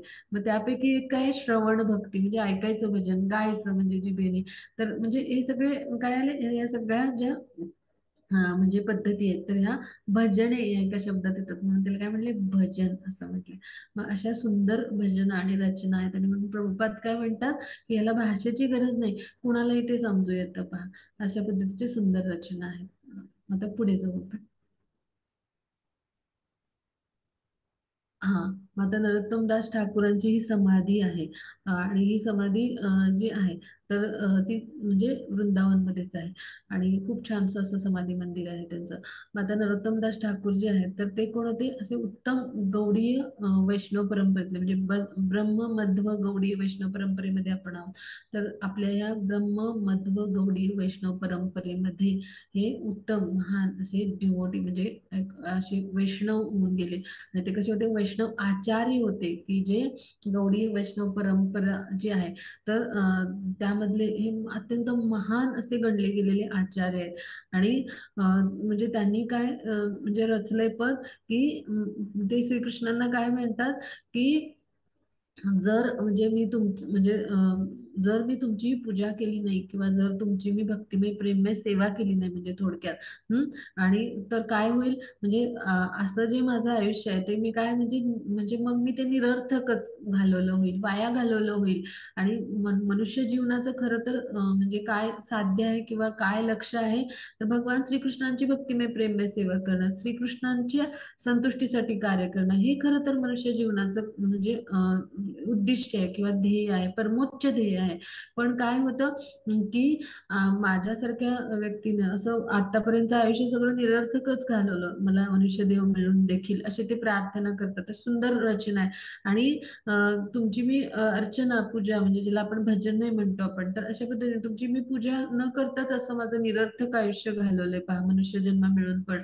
आणि मग असं जर आयुष्य आहे म्हणजे याचा म्हणजे असं जे आयुष्य आहे म्हणजे याचा अर्थ काय, किंवा हे थोडक्यात म्हणजे कसं आहे, की आयुष्य मिळून पण आपण विष खाल्ल्यासारखंच आहे. मग म्हणजे असं आयुष्य म्हणजे, किंवा अशा आयुष्यामध्ये आपण विष खाल्ल्याचाच म्हणजे तुलनेचं आहे, की मी मनुष्य देहामध्ये जन्म घेतला आणि मी तुमची सेवा करायची सोडून मी माझं आयुष्य आहे तर ते निरर्थक वाया घालवलं, मी सेवाच केली नाही तुमची. तर मग असं मनुष्य देह आणि असं मनुष्य जीणं किंवा असं मनुष्य जन्माचा अर्थ काय, म्हणजे असं मनुष्य जन्म काय कामाचं, हे तर विष खाल्ल्यासारखंच आहे. म्हणजे विष खाऊन एखादा व्यक्ती जसं मरण पावतो असंच झालं, असंच विष खाऊन म्हणजे मरण पावल्यासारखंच आहे. हा भौतिक देह जर मला मिळाला आहे, मनुष्य देह, आणि तुमची सेवा करण्याची या पृथ्वी लोकात येऊन संधी मिळाली आहे, आणि तरी देखील मी तुमची सेवा नाही करत आहे, तर मी तुमचं म्हणजे तुमच्या सेवेमध्ये जर म्हणजे नित्य रत होत नसेल, तर मग मी काय केलं, म्हणजे मी माझ्या जीवनातलं सगळं सगळं म्हणजे जो वेळ आहे तो सगळा निरर्थक वाया घालवला, असं ते म्हणतात पहा.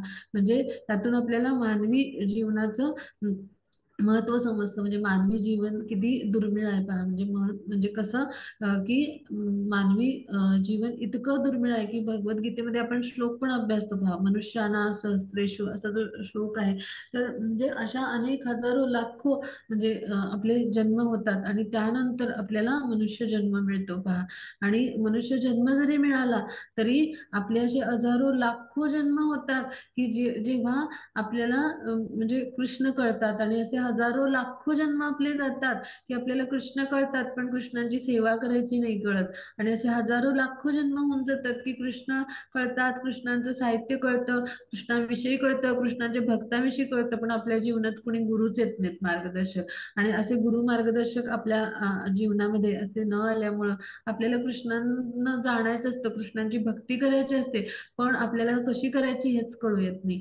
आणि असे हजारो लाखो जन्म जातात आणि मग आपल्याला जीवनामध्ये गुरु येतात आणि आपल्याला ते सांगतात की कृष्ण भक्ती कशी करायची, कृष्णांची भक्तिमय प्रेममय सेवा कशी करायची. पण आपण आध्यात्मिक म्हणजे ह्या मार्गावर उन्नत न होता आपण इंद्रिय तृप्तीमध्ये, भौतिक सुखामध्ये अशा पद्धतीने रममाण होतो. आणि त्यामुळे काय होतं की आपण कधी अशा म्हणजे अशा भक्तीच्या स्तरापर्यंत उन्नतच होत नाही पहा.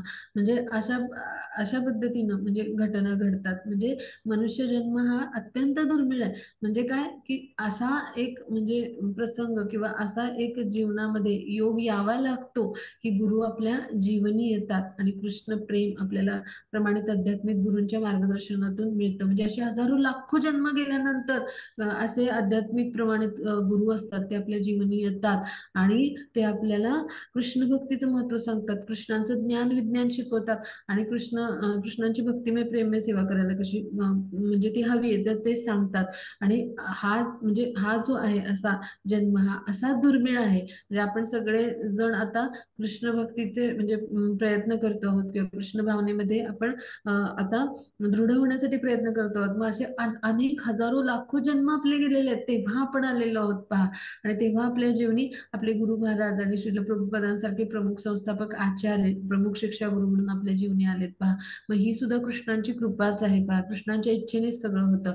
मग हे मानवी जीवनामध्ये भगवत सेवेचं महत्व आहे पहा. हा माताजी, नंदा माताजी, तुम्ही लिहू शकता. खूप खूप धन्यवाद. साधा प्रणाम. तर अशा पद्धतीने म्हणजे आपण मानवी जीवनाचं हे जे दुर्मिळत्व आहे ना हे समजून घेतलं पाहिजे आणि मिळालेलं प्रत्येक क्षण सेकंद निमिष आपण कृष्णांच्या सेवेमध्ये कसं अर्पण करता येईल, कृष्णांच्या संतुष्टीसाठी कसं अर्पण करता येईल, तर हा प्रयत्न केला पाहिजे. कृष्णांच्या सेवेत आपण समर्पित झालं पाहिजे. दिवसा उठल्यापासून सूर्योदयापासून म्हणजे ब्राह्ममुहूर्तावर उठत असतो तर तेव्हापासून आपली दिवसाची सुरुवात आणि म्हणजे आपला शेवटचा म्हणजे आपण झोपतानाचा शेवटचा क्षण हा कृष्णांना केंद्रस्थानी ठेवून केलेल्या प्रत्येक कर्मामध्ये व्यतीत होईल असा प्रयत्न आपला झाला पाहिजे पहा. की राधाराणींना कसं एक मिनिट एक क्षण देखील विस्मरण झालं नाही कृष्णांचं, अशा पद्धतीने आपण प्रयत्न केले पाहिजेत. इतकं हे मानवी जीवन दुर्मिळ आहे पहा. आणि म्हणून आपण काय करायला पाहिजे, कृष्णांची भक्तिमय प्रेममय सेवा केली पाहिजे. कृष्णांच्या संतुष्टीमध्ये हे आपलं जीवन आहे तर ते समर्पित करणं आवश्यक आहे. आता पुढे जाऊ आपण. हा, मग प्रभू ह्याच्या पुढे म्हणताचे ह्याच्या पुढे हा म्हणजे भागवतामधले श्रील प्रभुपादांचे उद्गार आहेत. मग आता हे काय त्यांचं भजन आहे नरोत्तमदास ठाकूरांचं. ही एक खूप सुंदर अशी ही पण एक रचना आहे. तर त्याचं हे सुरुवातीचं पद आहे बरं का, की ते काय म्हणतात की हरी हरी हरी हरी विफले जन्म गोनाऊ. म्हणजे काय की याचा अर्थ काय की हरी हरी विफले जन्म गुण, म्हणजे काय की हरी भक्ती विना किंवा हरिभक्ती न करता, हरीची सेवा न करता मी माझा जन्म आहे तर तो विफलच घालवला. म्हणजे आता आपण जे अभ्यासलं ते तर विफलच घालवून टाकला. मनुष्य देह प्राप्त करून मी राधाकृष्णांची काय करायला पाहिजे, सेवा करायला पाहिजे होती, मी त्यांचं भजन गायला पाहिजे होतं, त्यांची पूजा करायला पाहिजे होती, त्यांची नवविधा भक्ती करायला पाहिजे होती, पण मी ह्यातलं काहीच नाही केलं म्हणजे. आणि मग मनुष्य जन्म मिळून पण तो विफलच गेला.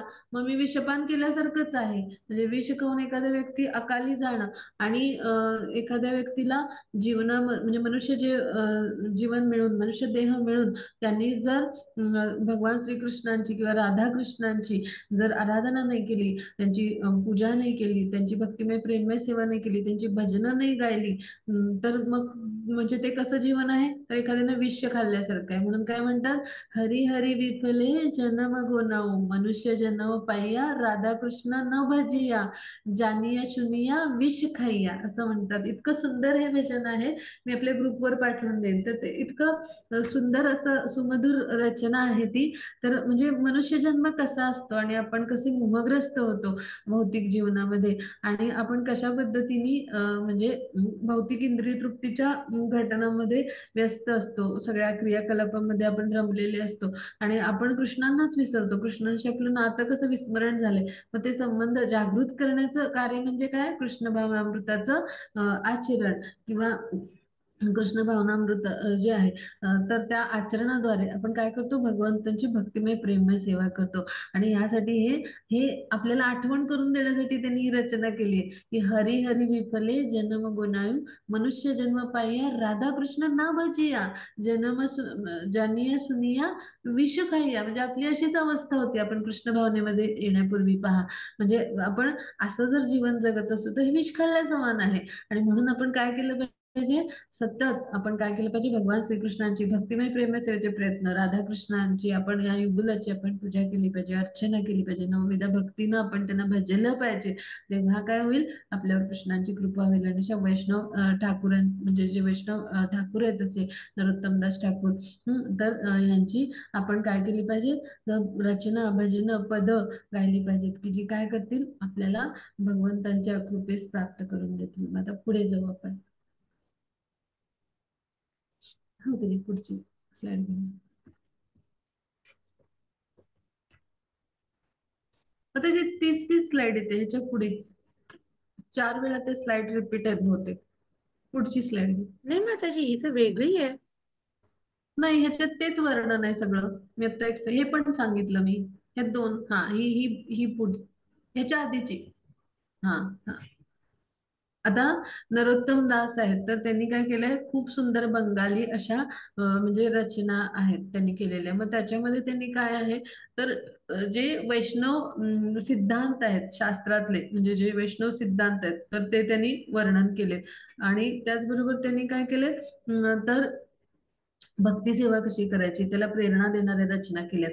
आणि त्यांनी म्हणजे प्रेम भक्ती चंद्रिका ह्याच्यामध्ये त्यांचं जे म्हणजे म्हणजे ही जी संग्रह आहे हा त्यांचा भजनांचा, किंवा त्यांची जी पद्य आहेत वेगवेगळी, तर ती ह्या प्रेम भक्ती चंद्रिकामध्ये राधाकृष्णांचं जे युगल प्रेम आहे ना, तर त्यांच्याविषयी म्हणजे आणि त्यांच्या प्रेमाविषयी म्हणजे भगवत प्रेमाविषयी त्याच्यात वर्णन आहे. आणि त्याविषयी ते काय म्हणतात, की माझ्या शेवटच्या श्वासापर्यंत म्हणजे अगदी म्हणजे मी काय करेन, तर राधाकृष्ण जे आहेत तर यांची सेवा करेन, अशा पद्धतीचा भाव ओतप्रोत असलेली, अशी उत्थमलेली या भावानी, कृष्ण आणि राधा यांच्या प्रतीच्या प्रेमाने उत्थमलेली अशी, किंवा भगवत प्रेमाने अशी भारलेली अशी जी भजनं आहेत, अशा रचना आहेत, त्या प्रेम भक्ती चंद्रिकामध्ये आहेत. म्हणजे इतक्या म्हणजे आपण म्हणतो ना, स्पिरिच्युअल प्लॅटफॉर्मवर नेणाऱ्या, अशा आध्यात्मिक स्तरावर नेणाऱ्या, दिव्य आध्यात्मिक स्तर म्हणजे आपण ज्याला ट्रान्सजेंडर म्हणतो, अशा स्तरावर नेणाऱ्या ह्या रचना आहेत त्यांच्या. आणि ही जी भजनं आहेत, तर ही जी भजनं आहेत ही म्हणजे म्हणल्यामुळं, गायल्यामुळं, ऐकल्यामुळं काय होईल, तर एखादा व्यक्ती जो आहे, तर तो काय होईल, तर प्रेमसागरामध्ये डुबून जाईल आणि श्रीकृष्ण प्रेमाचं रसास्वादन करेल पहा.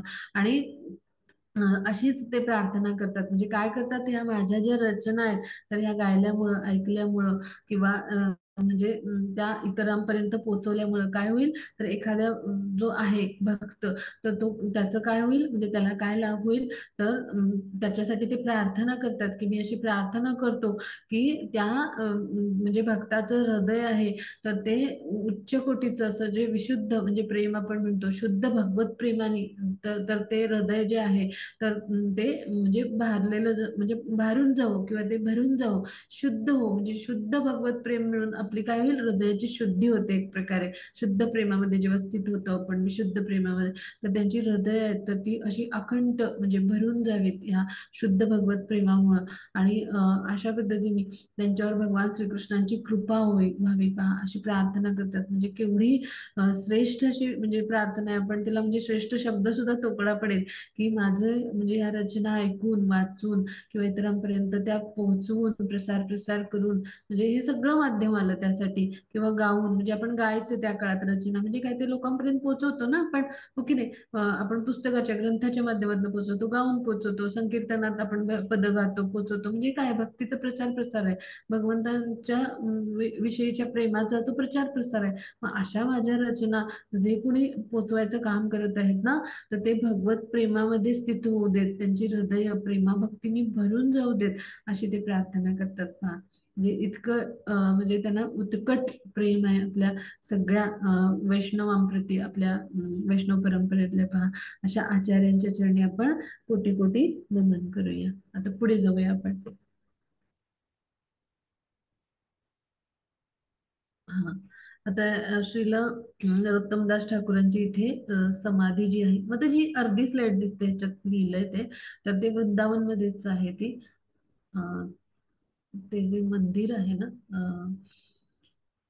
राधा राधाश्याम मंदिर म्हणून जे आहे ना, तर तिथे आहे ते. वेगवेगळे आता अर्चविग्रह आहेत वृंदावनमध्ये, तर त्यातलं राधाश्याम मंदिर म्हणून जे आहे ना, तर तिथं ती रचना आहे. सॉरी रचना, तिथं ती समाधी आहे. आणि ती खूप सुंदर समाधी आहे म्हणजे. हा.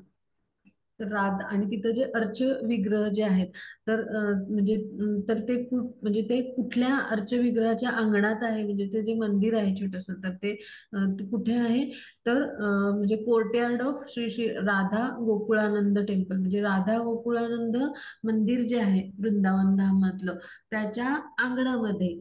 आणि तिथे जे राधाश्याम असं मंदिरासारखं छोटस आहे, तर त्याच्या समोर ती जी आहे, तर ती त्यांची समाधी आहे. आता पुढे जाऊ आपण. आपण वृंदावन गेलात तर ह्या गोस्वामींच्या समाधींचं अवश्य सगळ्यांनी दर्शन करा आणि त्यांचं आशीर्वाद घ्या सर्वांनी.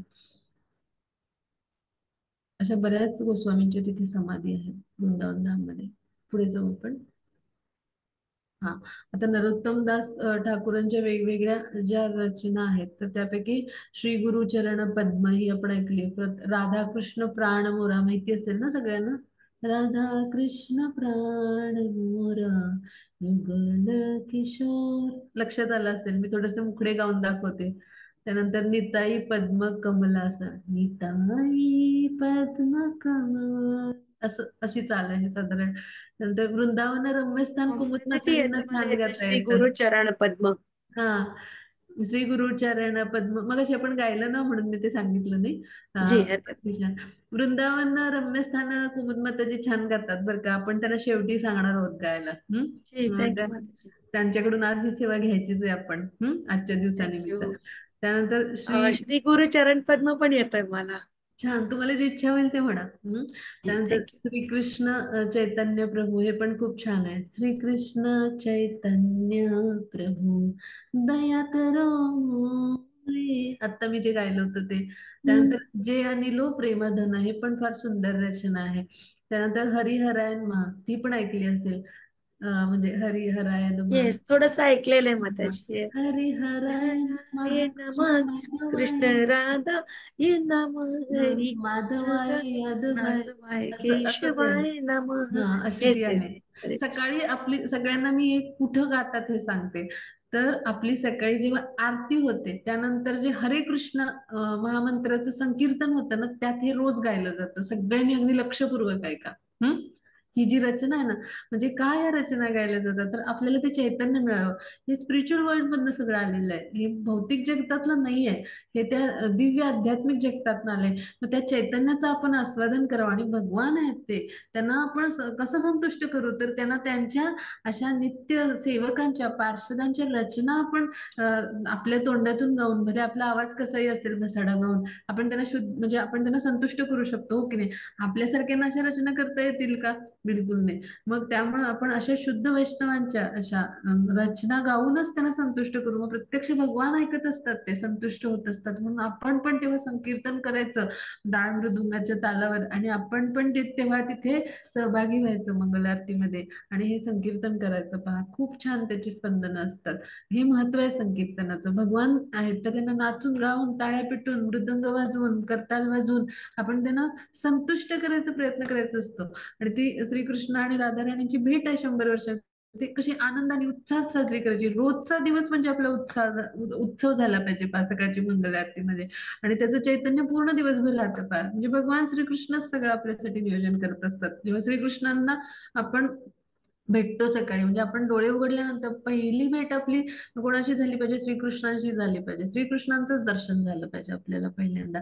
असं जेव्हा आपण नित्यनेम करू आणि ह्या रचना गाऊ की नाही, तेव्हा कृष्ण प्रेमामध्ये आपण स्थित होऊ. पहा, आपण असं सगळं मिळून प्रयत्न करूया. आणि आपण आजच्या दिवशी नरोत्तमदास ठाकूरांचे चरणी प्रार्थना करूया की अशा पद्धतीचे आमचे भक्तिमय प्रेममय सेवेचे प्रयत्न होत श्रीकृष्ण चरणी, हो की नाही. आता हे पण खूप छान आहे. गौरांग बोलितो हवे, खूप छान भजन आहे. खूप सुंदर रचना आहेत, खूप छान छान आहेत. म्हणजे माझ्याकडे ह्या सगळ्या बऱ्यापैकी आहेत रचना. ह्या सगळ्या रचना मी पाठवून देते आपल्या ग्रुपला. हम्म. हा, मग त्याची पुढची स्लाइड घेऊया आपण.